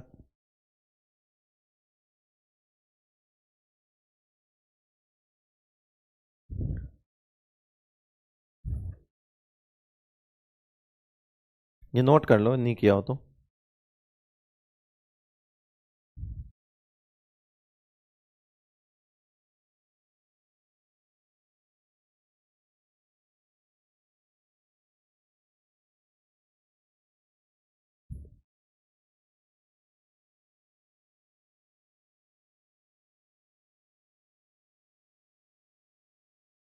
यस, चलें आगे।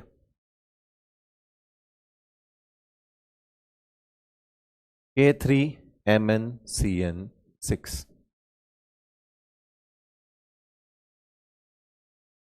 K3MnCN6, ठीक है। सबसे पहले इसमें आप मैंगनीज का ऑक्सीडेशन नंबर निकालोगे तो मैंगनीज आएगा +3 में, +3 में ही आएगा।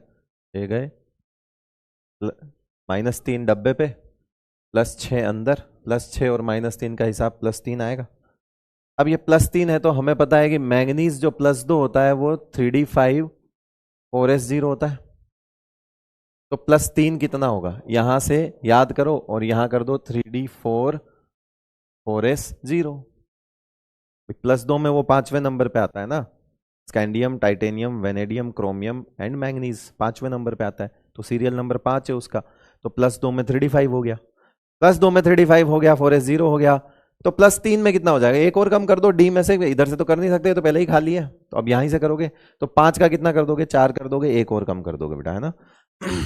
अब इसको क्या करना है हमें, ये प्रैक्टिस हो जाएगी तो डब्बे बनाने की जरूरत नहीं पड़ेगी। Cyanide ion, again strong legend है, पेयरिंग होगी, मगर यहां पे भी एक चीज जो नई सीखने को मिलेगी हमको, और वो नई चीज यही होगी, वो नई चीज यही होगी कि पेयरिंग कितनी करनी है। मैंने बताया था ना, पेयरिंग उतनी ही करनी है जितने डब्बों की जरूरत पड़े। तो मैं यहां पे 4 इलेक्ट्रॉन भर देता हूं जो कि इसके हैं अपने।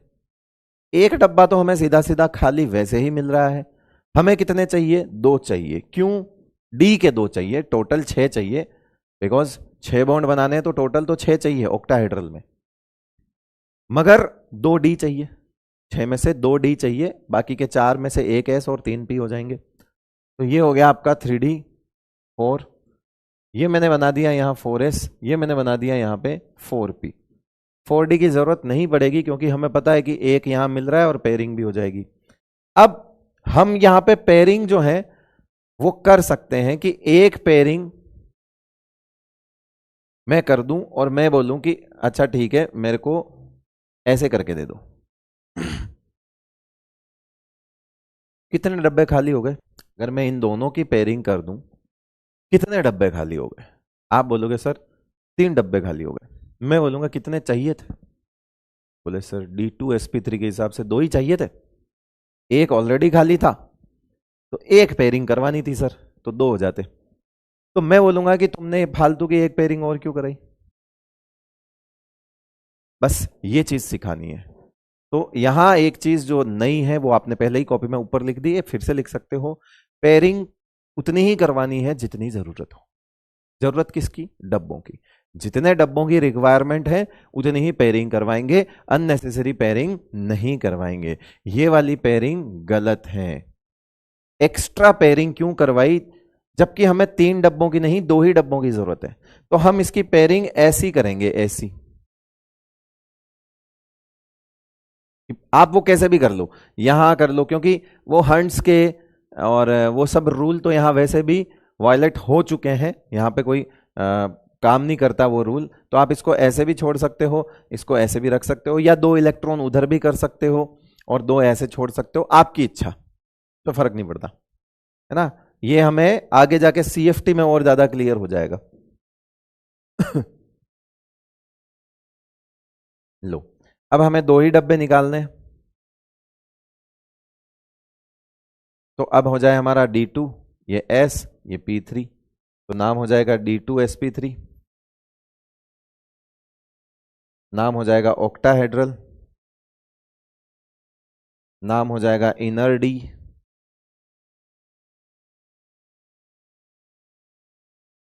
अभी भी ये पैरामैग्नेटिक है, पहले ये ज्यादा था, 4 अनपेयर्ड इलेक्ट्रॉन थे तो 4 पॉइंट समथिंग मैग्नेटिक मोमेंट था। मैग्नेटिक मोमेंट घट गया, नो डाउट, स्पिन भी घट गई। तो इसका मतलब है कि हमें कॉम्प्लेक्स के बारे में अगर लिखना है तो n इज इक्वल्स टू 2 लिखना पड़ेगा और 2 पॉइंट समथिंग पैरामैग्नेटिक आएगा। और क्योंकि ऐसा नहीं है कि 0 होने पर ही लो स्पिन बोलते हैं, 4 अनपेयर्ड थे, अभी 2 अनपेयर्ड हैं, तो इसे लो स्पिन बोला जाएगा।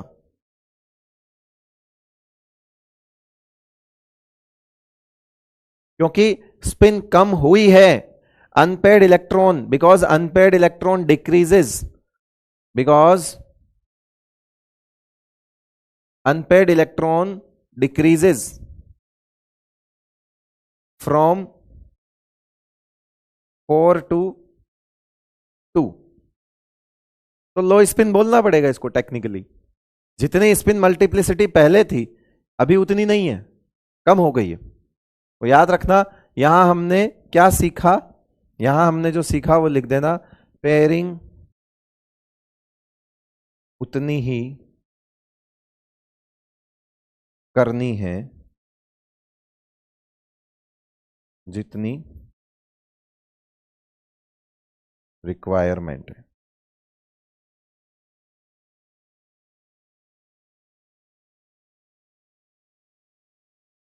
पेयरिंग उतनी ही करनी है जितनी रिक्वायरमेंट हो, अननेसेसरी पेयरिंग नहीं करनी है। 2 डब्बे की जरूरत थी, एक ही पेयरिंग करेंगे, ठीक है भाई। चलो नोट करो इसको, फिर और कुछ नया केस देखते हैं।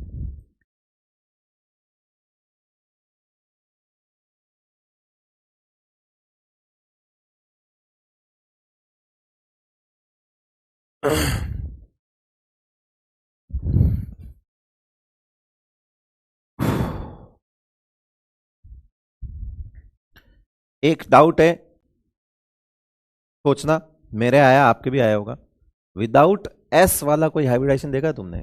ऐसा कोई हाइब्रिडाइजेशन सोच के बताओ जिसमें एस ऑर्बिटल का इन्वॉल्वमेंट ना हो ही नहीं सकता। बिकॉज हाइब्रिडाइजेशन में एंगल की जरूरत होती है और एस एंगल की दुकान होता है। कोई भी हाइब्रिडाइजेशन होगा दुनिया में उसमें एस तो जरूर होगा। पी नहीं भी होता है, कई बार पी करेक्टर नहीं होता, D3s भी हाइब्रिडाइजेशन होता है, पता है? D3s पोटेशियम परमैंगनेट का हाइब्रिडाइजेशन D3s होता है, MnO4 माइनस। D3s भी होता है, पी नहीं होगा। और डी तो खैर हम जानते हैं नहीं भी होता है, sp2 sp3, इनमें डी कहां होता है? तो बिना डी के काम चल जाता है, बिना पी के भी काम चल जाता है, D3s हाइब्रिडाइजेशन होता है, D3s, मगर बिना s के काम चलता नहीं है बेटा, बिना s के काम चलता नहीं है। कोई हाइब्रिडाइजेशन उठा लो तुम, s तो होगा ही होगा, बिकॉज s एंगल की दुकान है, और हाइब्रिड ऑर्बिटल कितने एंगल पे ओरिएंटेशन पर जाएंगे, स्पेस में कितने डिग्री पर ओरिएंटेशन लेंगे, किससे कोई कितना दूर होगा, वो सब एंगल से डिसाइड होगा, और एंगल की दुकान s है, तो s ऑर्बिटल का होना जरूरी है, और कोई एंगल प्रोवाइड कराएगा नहीं। मैंने अपनी बात की भूमिका तो बना ली है, अब मैं सवाल भी करवा देता हूं कि मैं क्यों ऐसा बोल रहा हूं। मैंने लिया NiCO4, डब्बे के बाहर कुछ नहीं, जीरो है। जब डब्बे के बाहर जीरो है तो इसका मतलब है डब्बे के अंदर भी जीरो ही होगा फिर। तो ये हो गया हमारे पास, यहां से जीरो क्योंकि कार्बोनिल है, यहां से जीरो तो यहां भी zero, zero zero zero, oxidation number zero, तो Ni आ गया फिर। अब Ni+2 क्या, Ni आ गया, और Ni का कॉन्फ़िगरेशन क्या होता है, तो 3D8 4s2 होता है कि नहीं होता, 3D8 4s2 होता है। अब हम फंस गए, बोले सर s ऑर्बिटल, आपने कहा बिना s के हाइब्रिडाइजेशन हो नहीं सकता, अब भरे हुए s को हम यहां कैसे ले जाएंगे, यहां तो हमें लोन पेयर को एक्सेप्ट करवाना है, तो s ऑर्बिटल खाली होना चाहिए। अब फंस गए, ले यार ये तो दिक्कत होगी, बिना s के तो कुछ नहीं हो सकता, आप कोई सा भी हाइब्रिडाइजेशन लो। तो ऐसे केस में क्या होगा कि ये जो s के दो इलेक्ट्रॉन हैं ये ट्रांसफर होंगे, और ये बन जाएगा 3D8 4s0। अब हम जानते हैं, क्लियर है हमें, अब कोई दिक्कत वाली बात नहीं है। और इधर अगर आप देखोगे तो CO जो होता है वो स्ट्रॉन्ग लिगेंड होता है, पेयरिंग करवा सकता है, मगर यहां पेयरिंग का केस ही नहीं आया, क्योंकि ये पेयरिंग स्ट्रॉन्ग लिगेंड की वजह से नहीं हुई, ये तो इसकी खुद की मजबूरी है। इसको बोला कि हाइब्रिडाइजेशन करना है, बोले करना है, तो बोले ऐसे करेगा, बोले क्यों, क्या दिक्कत है, क्या कि तेरे एस में तो दो इलेक्ट्रॉन पड़े, तू तो जीरो स्टेट में है, बोले हाँ हूं तो जीरो स्टेट में, तो क्या ऐसे करेगा, पागल वागल हो गया है। बोले क्या करूं, बोले अपने एस के इलेक्ट्रॉन को पहले अंदर शिफ्ट कर, अगर हो सकते हैं तो इसने इधर शिफ्ट करवा दिए, तो 8 में अगर दो और जोड़ोगे तो डी हो जाए, डी सॉरी मैंने गलत लिख दिया, ये 3D10 हो जाएगा बेटा। अगर 8 में दो इलेक्ट्रॉन ट्रांसफर हुए, हमें S खाली चाहिए, हमें S किसी भी एंगल पे खाली चाहिए,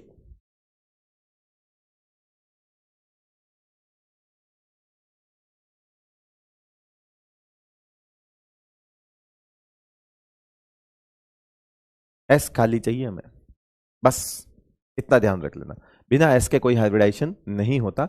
यहां भी खाली करना पड़ेगा, कर दिया खाली, अगर ऐसी सिचुएशन फंस गई तो क्या दिक्कत है। अब बस, अब तो कुछ बचा ही नहीं था, ये डी धाए धाए गोली की तरह D10 हो गया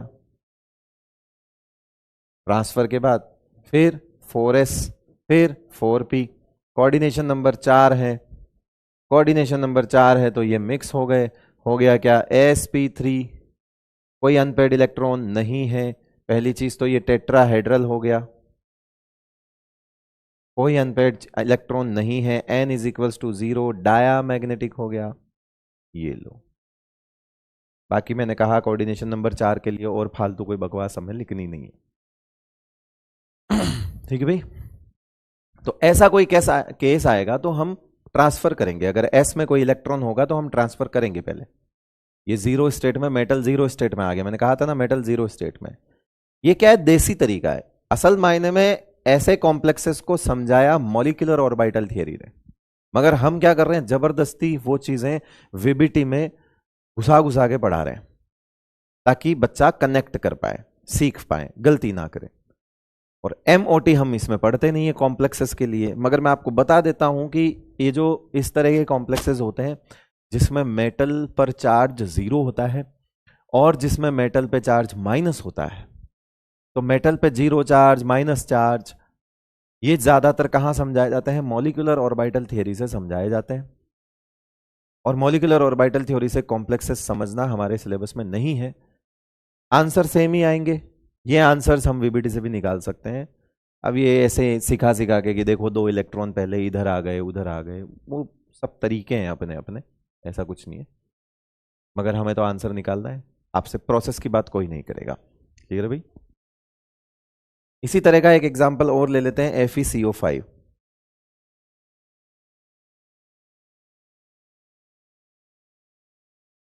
इसी तरह का एक एग्जांपल और ले लेते हैं बेटा, FeCO5। अगेन यहां पे भी देखोगे तो आयरन जो है ना वो 0 स्टेट में है, यानी कि 3d6 4s2 है।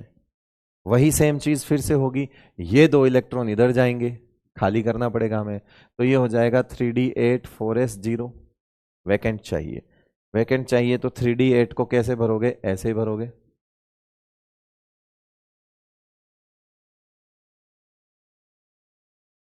ठीक है भाई? फिर यहां पे 4s है और यहां पे 4p है, 4d है, जरूरत पड़ेगी हम ले लेंगे, सॉरी 4p है, 4d है, मैं बार बार नहीं लिख रहा हूं मगर है, दिमाग में रखना, 4s 4p 4d, जरूरत होगी हम ले लेंगे, जरूरत पे देखेंगे।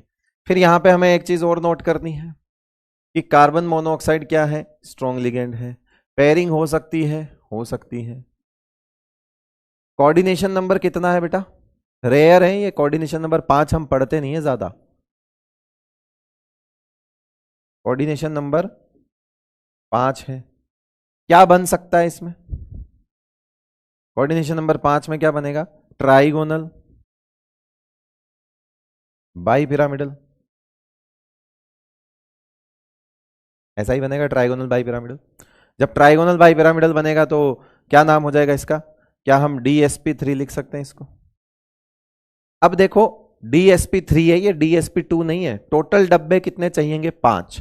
एक डी अगर अंदर मिल जाए तो 4 बाहर मिल रहे हैं हमें। क्या एक डी अभी भी अंदर मिल सकता है, मिल सकता है। आप सोचो, इसने अपने 2 इलेक्ट्रॉन इधर डाले, 6 से ये 8 हुआ, 8 होने के बाद भी यहां हमारे पास पेयरिंग के चांसेस हैं, और पेयरिंग हो गई क्योंकि कार्बन मोनोऑक्साइड है। अब ये 8 इलेक्ट्रॉन चिपक भी गए एक दूसरे के, और हमें डब्बा भी मिल गया, और हमने यहां से इनको मिक्स भी कर लिया। इसका नाम हो गया DsP3। नाम क्या हो गया बेटा इसका, DsP3। क्या नाम हो जाएगा इसका, ट्राइगोनल बाई पिरामिडल, TBP, है ना। और क्योंकि अनपेड इलेक्ट्रॉन जो है वो गया, तो ये कैसा हो गया, डायामैग्नेटिक।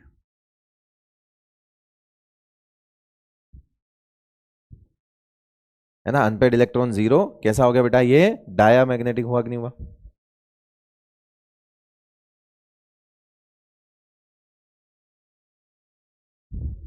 ठीक है, डी अंदर का ही होता है, sp3d है तो ठीक है, इसके लिए भी लिख सकते हो क्योंकि एक sp3d भी होता है नॉर्मल वाला, तो इसके लिए आप इनर डी लिख सकते हो।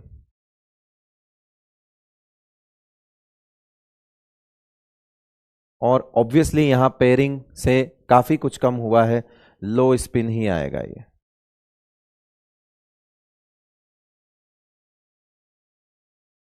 ये लो बेटा। मैं अब वो नहीं बता रहा हूं कि ये 5 डब्बे अलग हो गए और इनमें आकर कार्बन मोनोऑक्साइड डोनेट करेगा, वो चीजें अब समझ में आ चुकी है, अंडरस्टूड है ये चीजें, अपने आप समझदार हो, समझ में आ गया कि ये 5 डब्बे हाइब्रिडाइजेशन में गए हैं और इन्हीं 5 डब्बों में आके डोनेशन जो है वो हुआ होगा कार्बन मोनोऑक्साइड द्वारा। ठीक है भाई,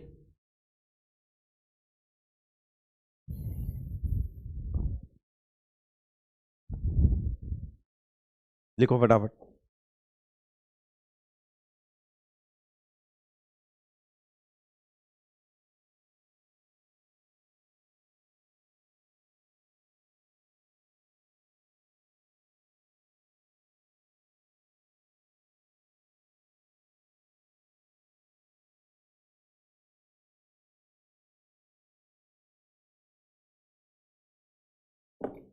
चलो नेक्स्ट है ब्राउन रिंग कॉम्प्लेक्स। वो भी एक यूनिक केस इसलिए बोल रहा हूं क्योंकि आयरन उसमें भी +1 में दिखाते हैं हम। तो FeH2O5 NO SO4, क्या नाम है इसका, ब्राउन रिंग कॉम्प्लेक्स। किया होगा आपने ये प्रैक्टिकल।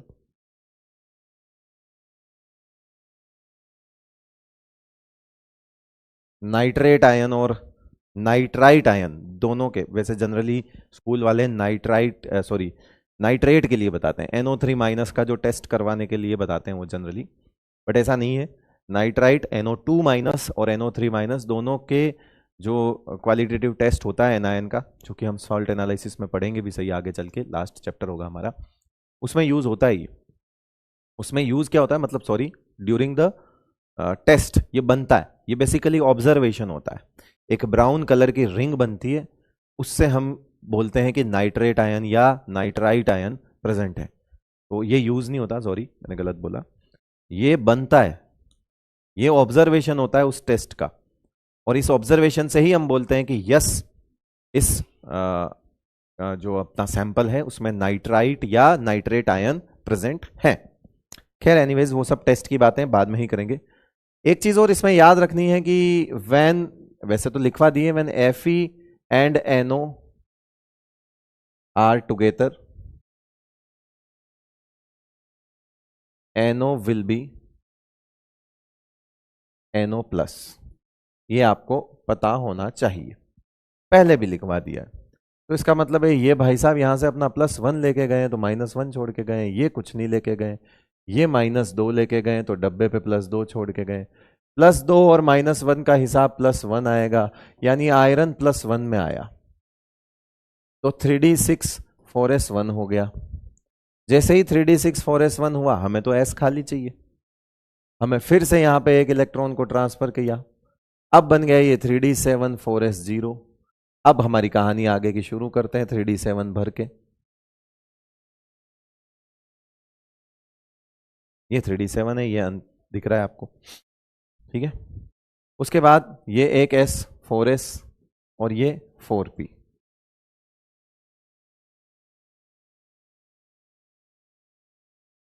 ठीक है भाई, और 4d भी बना लो, ये हो गया 3d7,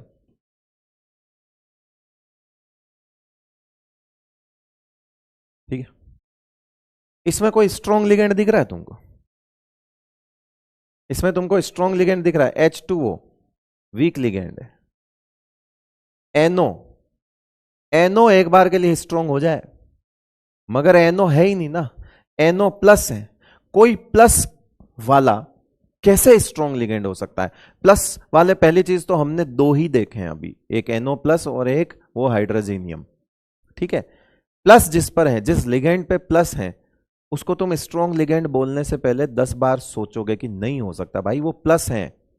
प्लस अगर वाकई में स्ट्रॉन्ग लिगेंड होते तो हमारे पास लिस्ट के अंदर 50 प्लस होते हैं और 2 माइनस होते हैं। ये तो लिगेंड वाली प्रॉपर्टी नहीं है, ये भी वीक लिगेंड है, NO+ वीक लिगेंड है। तो हम यहां पे कोई भी पेयरिंग वेरिंग तो कंसिडर करेंगे नहीं, इसका मतलब है यहां पे हमारे पास पेयरिंग तो आएगी नहीं, और जब पेयरिंग आएगी नहीं तो फिर तो हमें कुछ नहीं है, उसको एज इट इज छोड़ देना है, और एज इट इज छोड़ के यहां से हमें टोटल डब्बे कितने चाहिए, कोऑर्डिनेशन नंबर तो 6 ही है, coordination number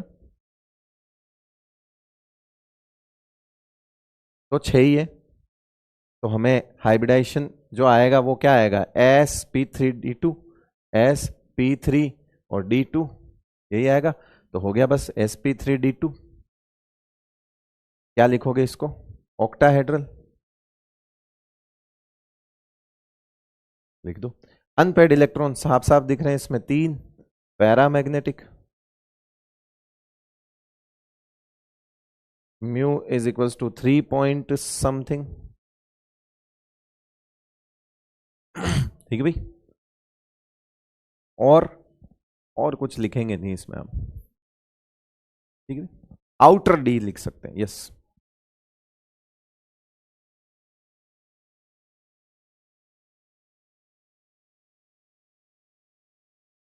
outer D orbital complex, hybridization हो जाएगा sp3d2, करेक्ट है भाई। चलिए अब बात करते हैं कुछ ऐसी चीजों की जो स्पेशल केस है, ठीक है। Special case.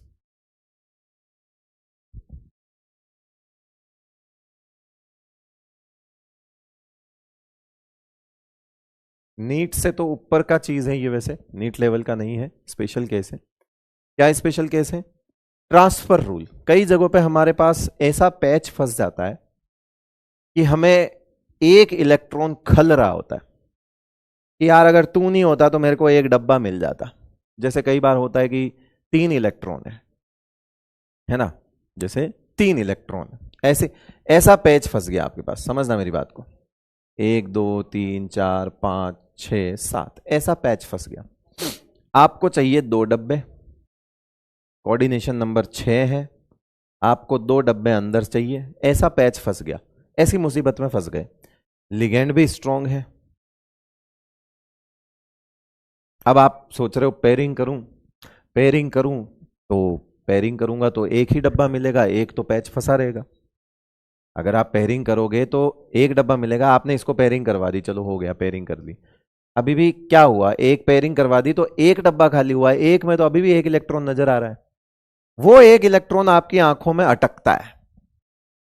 बस उस एक इलेक्ट्रॉन का इंतजाम कई बार मेटल जो है वो करता है, उसे बोलता है कि देख बेटा तू तो किसी काम का है नहीं, यहां रह ले चाहे बाहर रह ले, क्या फर्क पड़ता है। तो एक काम कर, तू बाहर चला जा, है ना, तू बाहर चला जा और यहां पे चलो लिगेंड भैया को आने दो, चलो चलो बाहर जाओ, यहां लिगेंड को आने दो। क्यों? क्योंकि तू तो खाली बैठा बिना काम का, तू मेरे घर में ही है, यहां बैठ, थोड़ा बाहर बैठ, क्या फर्क पड़ता है, मैं तेरे को बाहर वाले में शिफ्ट कर देता हूं, ठीक है। तो तू एक इलेक्ट्रॉन, अच्छा बच्चा, गुड बॉय है ना, ऐसे मस्ती नहीं करते, समझदार है, पापा की बात मानते। उसने पापा की बात मानी, मगर वो पापा की बात कब मानेगा, जब पापा को फायदा हो रहा होगा बाहर भेजने का। पापा को फायदा कब हो रहा होगा, जब लिगेंड आकर स्ट्रॉन्ग बॉन्ड बना रहा होगा। दूसरा, पापा ये काम सिर्फ एक बेटे को समझाने के लिए कर सकते हैं, यानी एक इलेक्ट्रॉन के लिए ही कर सकते हैं, सबके लिए ऐसा नहीं कर सकते कि तू भी बाहर जा, तू भी बाहर जा, ऐसे नहीं, ऐसे नहीं, केवल एक, ओनली 1 इलेक्ट्रॉन। अगर वो आंखों में अटक रहा है, एक इलेक्ट्रॉन किसी रेयर केस में ट्रांसफर हो भी सकता है बाहर, और आपको डब्बा प्रोवाइड करवाया जा सकता है लिगेंड भैया को। क्यों? क्योंकि मेटल ने उस बच्चे को कहा कि देख भाई तू तो मेरे घर का काम है नहीं, वो जो आएगा ना वो बॉन्ड बनाएगा, और बॉन्ड बनाएगा तो एनर्जी रिलीज होगी और मैं स्टेबल होऊंगा। तो पापा ने स्वार्थ देखा किसका? स्टेबिलिटी का। पापा ने किसका स्वार्थ देखा बेटा? स्टेबिलिटी का। समझ रहे हो मेरी बात को? तो इस एक इलेक्ट्रॉन को, बचे हुए इलेक्ट्रॉन को कहीं बाहर शिफ्ट करेगा कि तू यहां पड़ा है, वहां पड़ा है, अपना बच्चा, मेरा बच्चा है तू, मेरा बच्चा है तू, ऐसे करके उसको बाहर निकाल दिया। ये केस कोऑर्डिनेशन नंबर 6 में तो ये फंस सकता है जब हमें 2 डब्बों की रिक्वायरमेंट होती है, और कोऑर्डिनेशन नंबर 4 में एक केस और फंस सकता है। 1 2 3 4 5, ये तो D7 का केस था। 6 7 8 9, ये D9 का केस है। अगर कोऑर्डिनेशन नंबर 4 हो, अगर कोऑर्डिनेशन नंबर 4 हो तो हमें एक डी की जरूरत पड़ती है। अगर मुझे DsP2 बनाना है, मेरी बात को समझना बेटा, ये मेरी आंखों में खटकेगा, ये मेरी आंखों में खटकेगा कि यार तू नहीं होता ना तो डब्बा खाली होता। तो ऐसे केस में, क्योंकि हमें यहां 2 चाहिए भी नहीं, हमें यहां तो D2sp3 के लिए 2 चाहिए, तो हम 2 के हिसाब से अरेंजमेंट कर रहे हैं कि एक जगह पेयरिंग कर ली और दूसरे को बाहर फेंक दिया, तो हमारे पास बाहर मतलब बाहर वाले ऑर्बिटल पे हायर एनर्जी पे चला गया वो। मगर ये चीज ध्यान रखना कि यहां केस अलग था, ये D7 था और 6 लिगेंड आए थे। यहां केस अलग है, ये D9 है और यहां 4 लिगेंड आए हैं। 4 लिगेंड आए तो उन्होंने कहा कि देखो अब अंदर का स्ट्रॉन्ग आना चाहिए। 4 स्ट्रॉन्ग लिगेंड आए तो यहां पर भी उस सेंट्रल एटम के मन में स्वार्थ जागा और इसको बोला इधर आ। बोले हाँ, कि कैसे रहता है? अकेला रहता हूं। कि अकेला रहता है तो तेरे को बढ़िया फर्निश्ड फ्लैट दिलाता हूं बाहर, फुल्ली फर्निश्ड। यहां तो देख सेमी फर्निश्ड है, फुल्ली फर्निश्ड है, बाहर चला जा, मेरी नज़र भी कम रहेगी क्योंकि अभी तो तू न्यूक्लियस के पास है, मेरी नज़र भी रहेगी। बाहर की बाहर से एंट्री है ना, कोई आओ कोई जाओ, बाहर की बाहर से एंट्री है, कोई देख रेख नहीं है ना, कोई रोक टोक नहीं है, देख ले तेरे जमे तो, मेरा बच्चा है तू, ऐसे बोला इसको, इसने कहा ठीक है, इसको भी बाहर फेंक दिया। मैं ऐसे दो केस की ही बात करूंगा, ऐसे दो कॉम्प्लेक्स मैं आपको बताऊंगा जिसमें ये रूल वैलिड है, सिर्फ दो ही कॉम्प्लेक्स बताऊंगा। आपको उन्हीं दो कॉम्प्लेक्सेस के लिए सोचना है, क्योंकि ये चीज मैं ऑलरेडी बोल चुका हूं, ये नीट से ऊपर लेवल की है, मगर मैंने देखा है कि ये दो कॉम्प्लेक्स नजर आते हैं, कॉमन है दोनों कॉम्प्लेक्स, वही दो कॉम्प्लेक्स की बात मैं करूंगा। तो हमारे पास दो केस आएंगे, एक आएगा कोऑर्डिनेशन नंबर 6 को, जिसको हम D7 के लिए देखेंगे, और एक आएगा वो वाला। तो जैसे मैंने ले लिया, मान लो CO CN 6, CO CN 6 है ना, और इसको बनाना है हमें 4-, कोबाल्ट +2 में लाना है, तो इसको हम 4- कर देते हैं, ठीक है। अभी इसमें देखो क्या हो गया, ये एग्जाम्पल, ये हो गया आपका, यहां से गया +6 -6 आ गया, ये तो उल्टा हो गया, रुक जाओ, कुछ गड़बड़ कर रहे हैं क्या, सॉरी, हाँ उल्टा लिख दिया, -6 गया, +6 आया, और +6 और -4 कितने हो गए, +2, कोबाल्ट +2 आ गया, D7 कॉन्फ़िगरेशन आ गया, 7 नंबर पे आता है 3D7 4S0। अब हमें वही कार्रवाई करनी है कि D7 बना दो,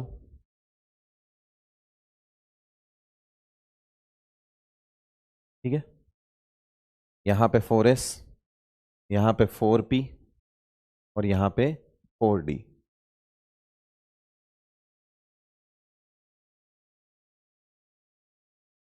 यहां पेयरिंग हो जाएगी,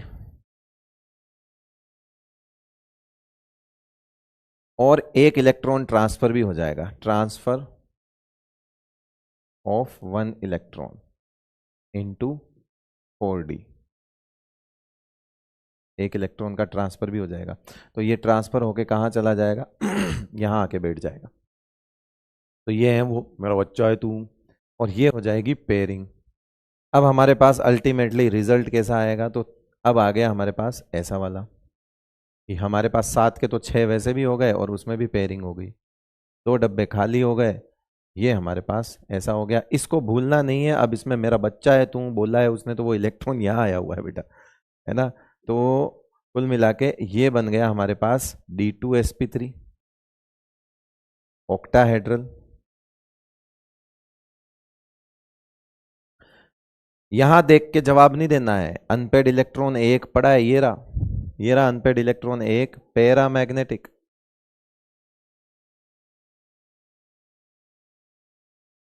D2sp3 अनपेड इलेक्ट्रॉन 1 पैरामैग्नेटिक। हाँ बोला तो इनर डी ही जाएगा, क्योंकि अंदर का डी यूज किया है।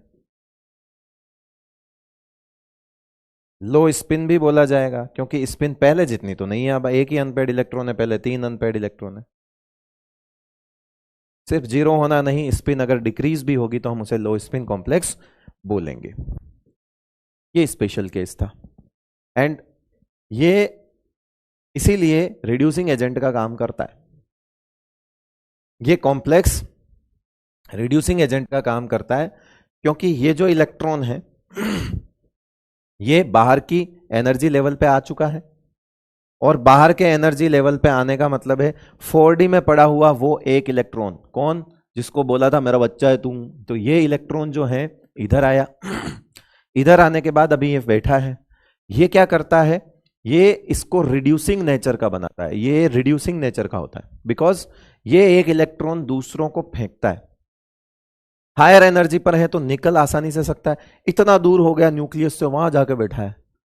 अब न्यूक्लियस से इतना दूर हो गया तो उस इलेक्ट्रॉन पर जो अट्रैक्शन है वो कम हो गया, अट्रैक्शन कम हो गया तो वो केमिकल रिएक्शंस में इजीली पार्टिसिपेट कर सकता है। यानी ये इलेक्ट्रॉन चाहे तो किसी को भी डोनेट इजीली कर देगा, क्योंकि बाहर चला गया, वो हायर एनर्जी पे लेवल पे चला गया। हायर एनर्जी पे पड़ा हुआ इलेक्ट्रॉन मोर रिएक्टिव होता है और लूजली बाउंडेड होता है, लूजली बाउंडेड है, मोर रिएक्टिव है, हायर एनर्जी पर है। तो ये जो कॉम्प्लेक्स होता है ये रिड्यूसिंग एजेंट की तरह काम करता है, बिकॉज ये इलेक्ट्रॉन निकल जाता है, तो ये कॉम्प्लेक्स रिड्यूसिंग एजेंट की तरह काम कर सकता है due to this presence of this one unpaired electron at higher energy level. वो अनपेड इलेक्ट्रॉन ही जाके निकलेगा और रिड्यूस होगा। और जब ऐसा होगा तो कोबाल्ट +3 में आ जाएगा। ठीक है बेटा, क्लियर है? अगला एक एग्जांपल लास्ट देख लेते हैं, फिर छोड़ते हैं क्लास को। सर की क्लास 6 बजेंगे। एक और ट्रांसफर का रूल देख लेते हैं, फिर चलते हैं। CuNH3 4 SO4, यहां से -2 गए, +2 आए, यहां से कुछ नहीं गया, कुछ नहीं आया, कुल मिला के कॉपर जो है वो +2 में आया, और कॉपर +2 में होता है 3D9 4S0। फिर से मुद्दा फंस गया हमारा, क्या? ये वाला 1 2 3 4 5 6 7 8 9। फिर से हमारा पेज फंस गया इस एक इलेक्ट्रॉन का। हमें एक डब्बा अंदर से खाली चाहिए, हमें एक डब्बा अंदर से खाली चाहिए भैया, एक डब्बा अंदर से खाली चाहिए। Coordination number 4। क्या NH3 स्ट्रॉन्ग लिगेंड है? यस। तो क्या करेगा, ये एक इलेक्ट्रॉन यहां ट्रांसफर कर देगा, transfer of 1 electron into 4p। 4d में नहीं, इतना लाड में नहीं लाना है, ये 4p में ही जाएगा, बिकॉज हमें जरूरत नहीं है ना, हमें डब्बों की जरूरत नहीं है। हमें कितने डब्बे चाहिए? हमें तो यहीं से चाहिए।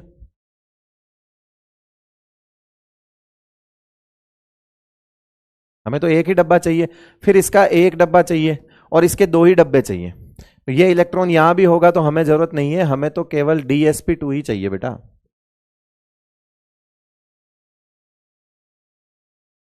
DsP2 लिखूंगा, स्क्वायर प्लेनर लिखूंगा, मगर अनपेड इलेक्ट्रॉन रहेगा 1 तो मैं पैरामैग्नेटिक भी बोलूंगा। ये रिड्यूसिंग एजेंट नहीं होगा, 2 कारण है। एक तो 4p की एनर्जी इतनी ज्यादा भी नहीं होती, और वो न्यूक्लियस के करीब होता है, 4d की ज्यादा होती, तो वहां से इलेक्ट्रॉन निकलना आसान होता है। दूसरा, आपने देखा है कि अगर ये रिड्यूसिंग एजेंट की तरह काम करेगा, तो आपने कभी ये देखा है कि कॉपर +3 में मिला हो आप? तो ये कॉम्प्लेक्स रिड्यूसिंग एजेंट की तरह काम नहीं करेगा। आप उसको 2 तरीके से समझ सकते हो। एक तो आपने कभी कॉपर +3 नहीं देखा होगा, बिकॉज ये रिड्यूसिंग एजेंट की तरह काम नहीं करेगा, तभी तो नहीं बनेगा, खुद ऑक्सीडाइज नहीं होगा।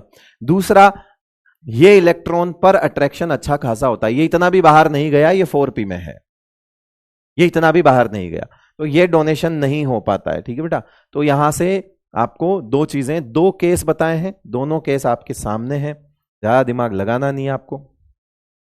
इसमें से कुछ सवाल दे रहा हूं, वो आपको करके लाने। ठीक है, इसमें से कुछ सवाल दे रहा हूं, वो आपको करके लाने। जैसे ये वाला होमवर्क दे रहा हूं, ये करना है, ये करना है, करवा दिए वैसे तो, ये करना है, ये करना है, ये 4 तो करवा ही दिए।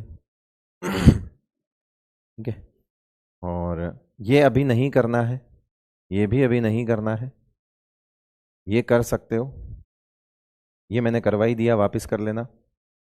ये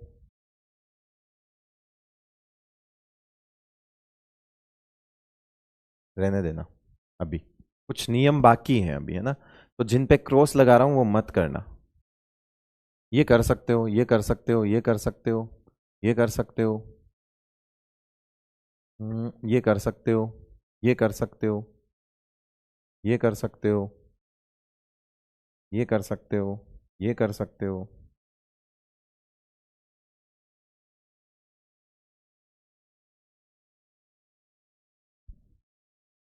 ये रहने देना एक बार। नहीं, K3 कॉपर +1 में है ना इसमें, तो हाँ कर सकते हो। ये करवा ही दिया मैंने, कर सकते हो, ये कर सकते हो,